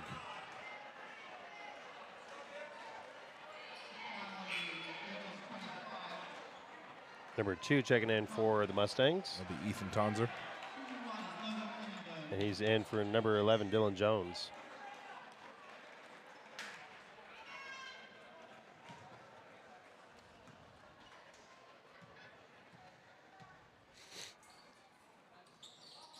Klingenberg free throw, can't get it to go. Rebound, Dane Johnson. Minute 45 to play. Swings it over to Dieter. Dieter drives in on Burgess. Johnson kicks it out to Jared Johnson. Back to Dane Johnson. Dane Johnson on the drive, draws a triple team. Skip past Dieter, 14 left on the shot clock. Dieter has it blocked. Corralled by Martini. Out to Klingenberg, pass inside Tonzer. And he'll throw that one away. Rosano corrals it, goes up, and be fouled, head to the line for 2.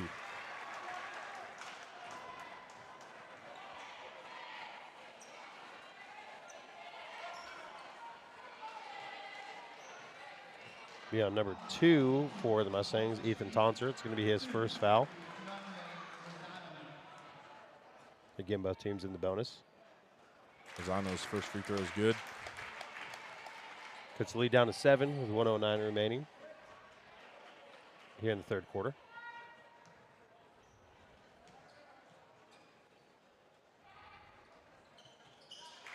Both free throws good for Rosano. Just a minute to play here, third quarter. Mustangs lead by 6.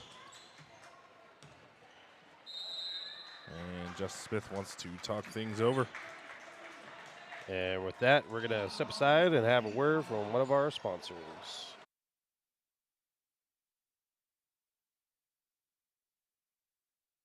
Price Physical Therapy, a new clinic located in Wamego. They specialize in orthopedic rehabilitation following total joint replacements, arthroscopy procedures for ACL, rotator cuff, meniscus, sports rehab, and injury prevention. They individualize care and treatments of athletes at every level and work with the athlete from initial injury until they return to play, including strength, endurance, agility, and coordination drills. Experience the difference with Price Physical Therapy. To schedule your appointment, visit pricephysicaltherapy.com.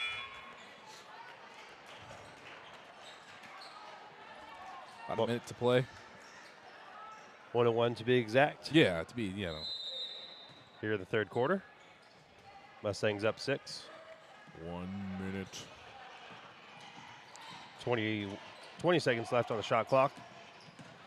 Here's Klingenberg to Rosa. Thought about the three, drives in, draws a double team. Edelman lines up a three, no good. Klingenberg rebound, gets it to go.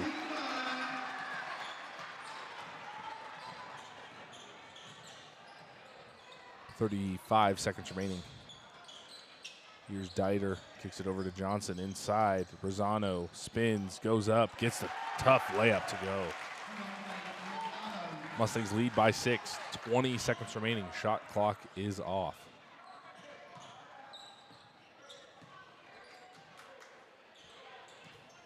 Here's Burgess, guarded closely by Miller. 7 seconds remaining. Here's Rosa to Burgess. Pump fakes, drives in, stops, pops at the buzzer. Cannot get it to go. After 3 quarters played, Mustangs lead 6 by 6. 47-41. Don't go anywhere, folks. More high school basketball action coming up here on the Backroads Broadcasting Network.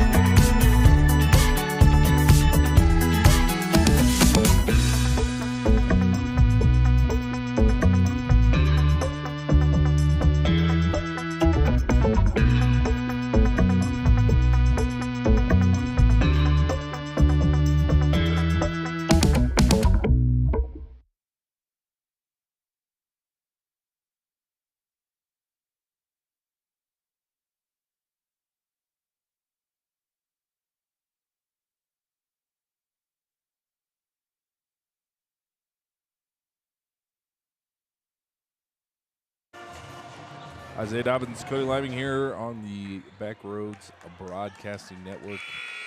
Still closely contested matchup as we head to the final quarter of play. 47-41 Mustangs lead.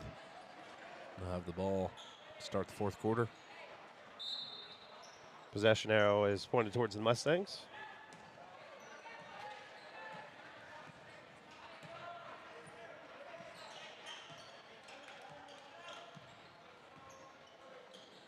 Here's Rosa. Swings it to Bell. Skip pass. DeBita back to Martini. Looks like the Mustangs are being a little bit more intentional here in the fourth quarter, setting up their Bell's offense. Fire corner three. Gets it to go. 9-point lead now for the Mustangs. Here's Dieter. Looking inside. Passes it back to Dane Johnson. Guarded by DeBita inside. Rosano draws a triple team. We're going to have a jump ball. And possession arrow will stay with the Eagles. Oh, that hasn't changed over yet. 19 seconds remaining here on the shot clock. Dieter inbounds it to Jared Johnson. Deep three-pointer. And he buries it. That time from St. George, Kansas. Three-pointer's good. 6-point lead for the Mustangs. That'll be a turnover by the Mustangs. Possession arrow coming back to the Eagles.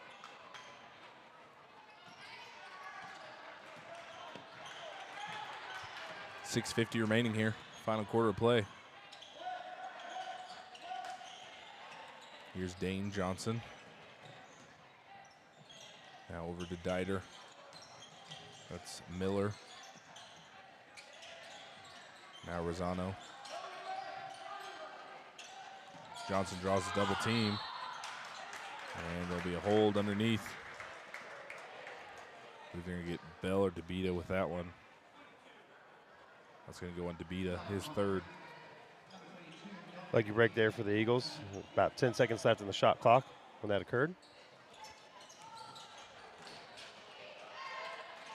This pass inside to Dieter. Goes up, gets the layup to drop.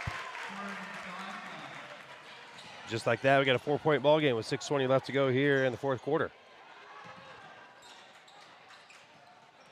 Here's Bell, going to fire another corner three. Can't get it to go. Rebound, Rosa.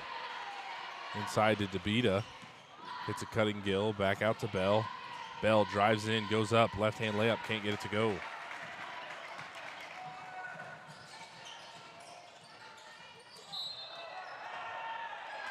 Gonna get DeBita with the block. He's gonna pick up his 4th foul there.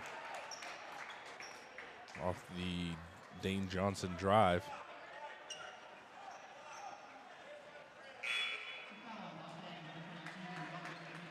And we'll see DeBita take a seat.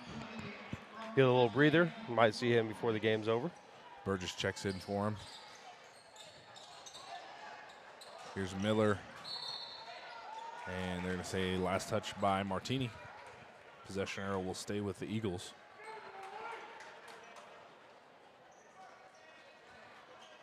.31 remaining on the shot clock. Entry pass into Dieter. Want to work on Burgess, kicks it out. Joel Miller, three-pointer, got it. Tell you what, three-pointers for the Eagles have really came at the right time. Yeah, 5-0 run here for the Eagles. Bell can't get the layup to go. Martini saves the rebound, back into Bell, layup is good. Good ball movement there from the Mustangs. 5:20 remaining. 52-49. Eagles taking a minute to set up their offense here. Both teams have kind of settled down a little bit here in this fourth quarter, trying to spend some more time to set up their offense, not rush anything, make good passes. Johnson gets his own miss, gets the layup to go. 1-point ball game. And much like we saw in the girls matchup too, I mean, Mustangs would gain some sort of momentum and then Eagles able to answer right back. Yep. Martini thought about the three-pointer there. Here's Bell, short corner, 18 left on the shot clock. Rosa, deep three-pointer, can't get it to go. Rebound will go to Joel Miller. 4:35 remaining. Here's Dieter on the drive, goes at Burgess. And they're gonna get Dieter with the charge call.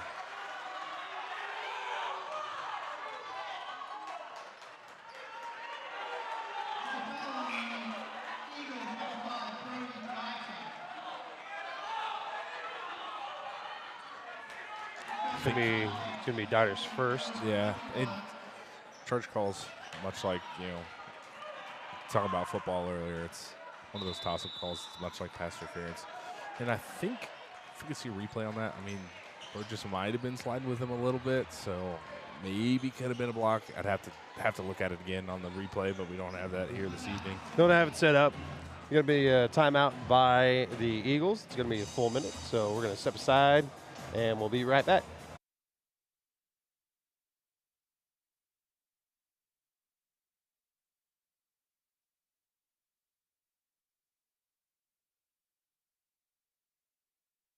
Price Physical Therapy, a new clinic located in Wamego. They specialize in orthopedic rehabilitation following total joint replacements, arthroscopy procedures for ACL, rotator cuff, meniscus, sports rehab, and injury prevention. They individualize care and treatments of athletes at every level and work with the athlete from initial injury until they return to play, including strength, endurance, agility, and coordination drills. Experience the difference with Price Physical Therapy. To schedule your appointment, visit pricephysicaltherapy.com.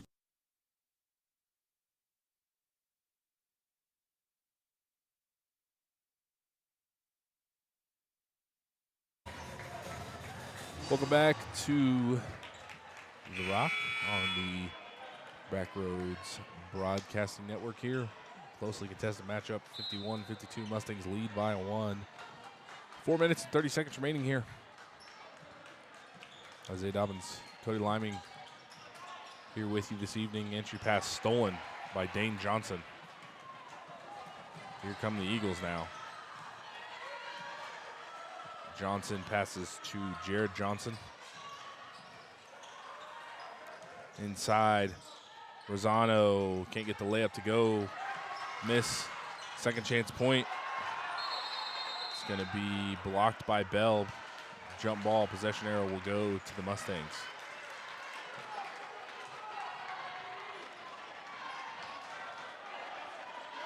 Starting to feel electricity kind of building in the gym. Yeah, a little bit of animosity. I mean, It's reminded me of the girls' game. But if you guys missed that, it was a last-second buzzer beater by the Eagles to go up and win by 1.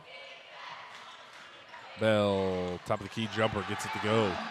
Let's see if another exciting, thrilling finish is in store for us here in the boys' game. With 3:38 to go, Mustangs up 3. Certainly shaping up to be. You know, and that girls' game all came down to free throws and turnovers. Yeah. And so far here in this fourth quarter, both teams have kind of taken care of the ball, tried to take some more time to set up their offense, and just some shots not dropping, but that one does for the Eagles, and they kept the lead down to 1. It's good defense, but even better offense there. Dane Johnson gets the bucket to go. Here's Gill. Out to Burgess. Nice pass inside. Klingenberg. Layup is good. Justice Smith wants a timeout. Donovan DeBita and Peter Martini will check back in for the Mustangs. And we'll keep it right here. 3 minutes to play.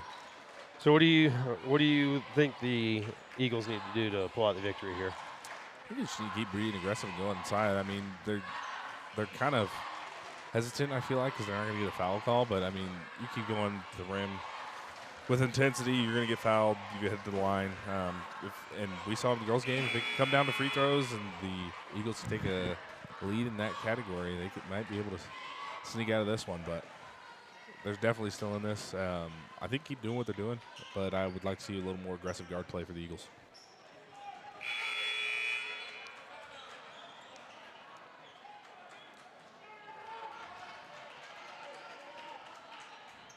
Exactly 3 minutes to go here in the fourth quarter.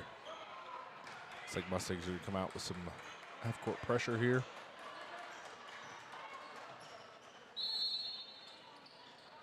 Mustangs sitting at 2 team fouls, and the Eagles sitting at 1 team foul for this fourth quarter. Both have 3 timeouts left. Here's Rosano going at Lubers. Gets the layup to go. Lozano's been consistent all night down low. Really has. Really tough down there in the paint and able to get points on the board for the Eagles. Yeah, he's kind of been their, kind of go-to guy. Defensive presence and offensive presence in the paint. Yeah. Nice backdoor cut. Rosano, rejection on Burgess. 2:20 remaining here, fourth quarter.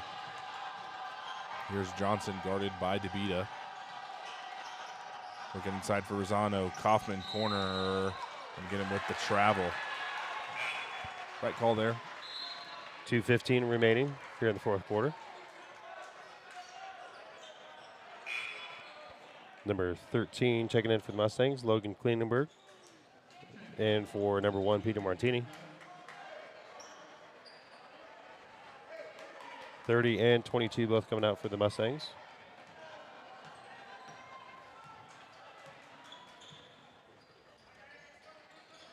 Here's Gill. Looks like a box and one again for the Eagles. Dieter following Burgess wherever he goes. Skip pass over to Gill. Gill, fadeaway jumper, can't get it to go. Rebound Bell. Layup is good. One of the things to beat that kind of box and one Mustangs is you need to move the ball. We'll see if they can get Burgess free with the screen and get Klingenberg with the block there. Minute 36 remaining here in the fourth quarter.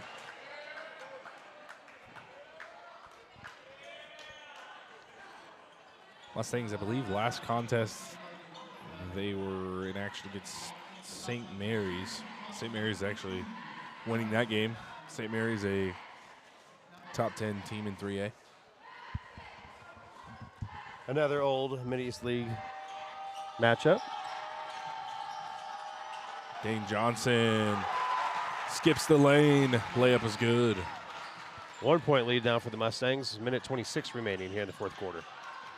Here's Bell. He tries his hand at a corner three. Can't get it to go. Rebound, Jared Johnson. Wide open look there for Bell. Just couldn't get it to drop. I don't mind that. Bell shot about 25% from three tonight. Hit that one in the corner earlier. And really, I mean, he's kind of just playing with the defense, gives the defense kind of backing up. Darren Let him shoot that one. shot. Yeah. Which, We've seen him we've seen hit it knock it some, down and before, yeah. as there's going to be a timeout here by the Eagles. I've got 2 timeouts remaining. It's going to be a half timeout, 30 seconds, so we'll keep it right here. Yeah, I'd like to see the Mustangs kind of keep doing what they're doing, but maybe slow down a little bit on the offensive side, make sure that they're maybe go for a layup instead of throwing up that easy three. Yeah, most definitely. I'd rather see them get Especially draw some contact, try and right. get the Eagles into foul trouble, than not just only that, but try and take what the defense is giving them there. yeah, you have, you're in crunch time or below 2 minutes. You still have 22 seconds left on the shot clock. Eagles aren't necessarily foul trouble, but yeah, you definitely could settle for a better shot there. As there's 22 seconds remaining for the Eagles on their shot clock. Dieter lines up a three, can't get it to go. Rebound, Martini. Under a minute to go here now. Would have been a big, And the Mustangs are going to call their own timeout. would have been a momentum three there for the Eagles. Dieter could have lined that one up. Going to check in Gavin Rosa and number 12, Porter Gill, for the Mustangs with this timeout. So both teams down to 2 timeouts. Mustangs are sitting at 3 team fouls. The Eagles sitting at 1, so they've got some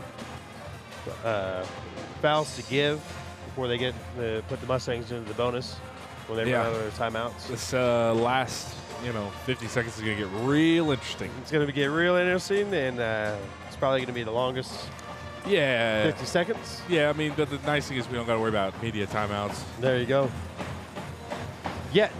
Honestly, watching NFL games, and there's an ad after I know. everything. It's like I spend more time watching ads than I do watching football sometimes. Yeah, and then, the 30 seconds of timeout or intermission that they have. Yes. Okay, they split screen it and then throw an ad on there. Yeah. You got to make that money, I guess. Yeah. 1 point ball game here at the Rock. Mustangs with the possession. Possession arrow is pointed towards the Eagles, so next jump ball will go to the Eagles. 56.6 seconds to be exact. 29 on the shot clock. Inbounds to Martini. And they're going to get Jared Johnson with the foul. So Eagles with fouls to give still here. And that's going to be his 3rd foul. 3 more till the Mustangs are in the bonus.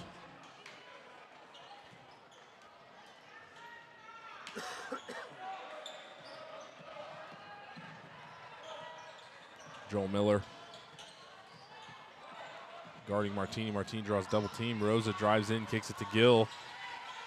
Gill draws double team. Back out to Martini. Fires a 3. No good. Rebound Bell. 30 seconds remaining. Shot clock is dark. Burgess fires a 3. Can't get it to go. Martini takes it away from Rosano. Mustangs catch a break there. You're going to get fouled, but it's not going to be a shooting foul. Said it's on the floor. Yeah, I'm confused about those 2 3-pointers for the Mustangs. After that first offensive rebound, shot clock was off, only 20 seconds remaining. All they needed to do was play keep away there. They still had the 1-point lead. Yep. And that was going to be on number 3, DeAndre Rosano for the Eagles. Now, don't get me wrong, a 3-pointer there is, dagger, but yeah, but don't absolutely again, I'd like to see the Mustangs, take their time. Yeah. Well, like I said, you have Bell. 2 points is better than no points, and giving the Eagles an opportunity to go down the court and score and take the lead here. Right. Yeah, you had Bell get that offensive rebound, and all he was needing to do is just kick it back out and play keep away, and then the Mustangs come out of here 58-57. But Get interesting here. Called a foul on the floor on Martini. So Mustangs will retain possession. I believe Both teams have 3 team fouls. Eagles with 1 timeout remaining. I mean, Mustangs with 2. Yeah, Eagles still have fouls to give. You know, Rosano, that you just picked up his 2nd foul, so he's got 3 more to give. Yeah. And he's been a big man presence all evening. And I mean, it's not a bad play there too, because you're only down 1 point. So even though if the Mustangs set in the line, they make both, you still have an opportunity to tie the game. Yep. So shaping up to be another nail biter, as the girls' game was. 1 point ball game. Mustangs up. 26.3 seconds left on the game clock. Mustangs with the possession, and the shot clock is dark, so Mustangs with an opportunity here to just, as Isaiah said, just play keep away if they can get it inbounded. Martini to inbound. They call a timeout. Smart decision there. That risk there of the 5-second violation. Yeah, and you know, if there's 3 minutes left on the clock, you'll take a 5-second violation there. No need to burn timeout, but definitely, I'm curious to know how many timeouts they do have left. Yeah, they got 1 timeout left. Okay, both gotcha. teams down to 1. Should see if we can add on the scoreboard the little bubbles for timeouts. But that's just another thing for, you know, you producers to track. But interesting here, coming down to the wire.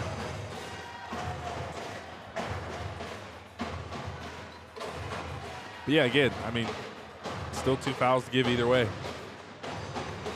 Yep, when we'll see the Mustangs get the ball inbounded here. Last thing they want to do is make a bad pass. Yes. And give the Eagles an opportunity to get to the fast break points. Right. Because, you know, at this point, it's a 1-point ball game, so they don't need the 3. They just need to be able to get down, drive it in, and Correct. get that layup. Correct. We've seen Rosano be pretty solid all night, so, Yeah. you know.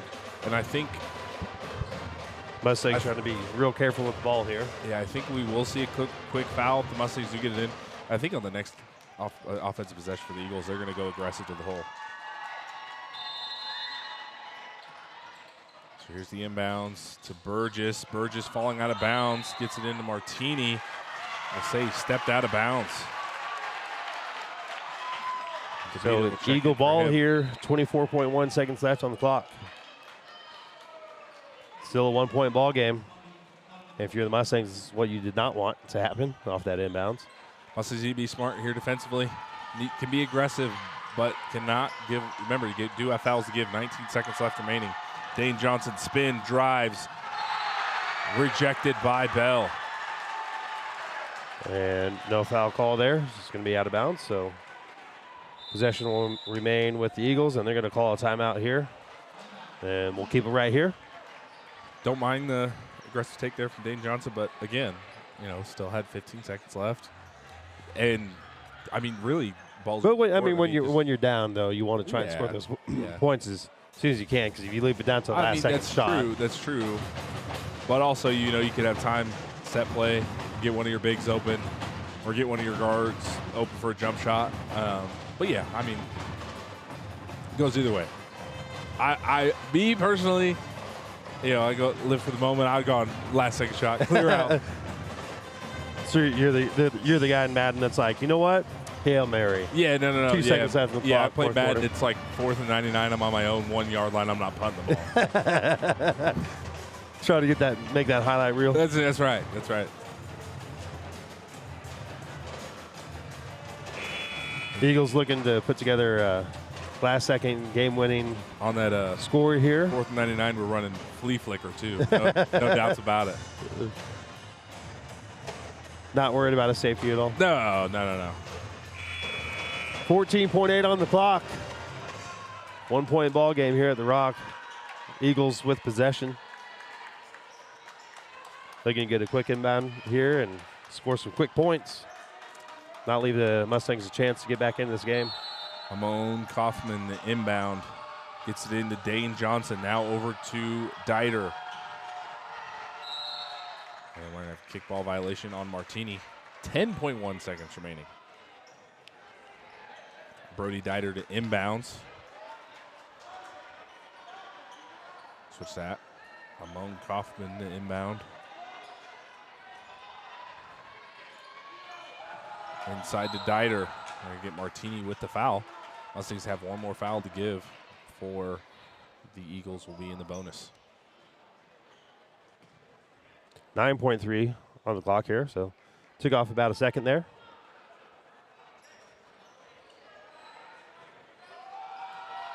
Inbound into Jared Johnson, 8 seconds remaining. Johnson guarded by Gill inside. Dane Johnson, 5 seconds remaining. Johnson drives in, draws a double team. Stolen. Mustangs take it away, 58-57.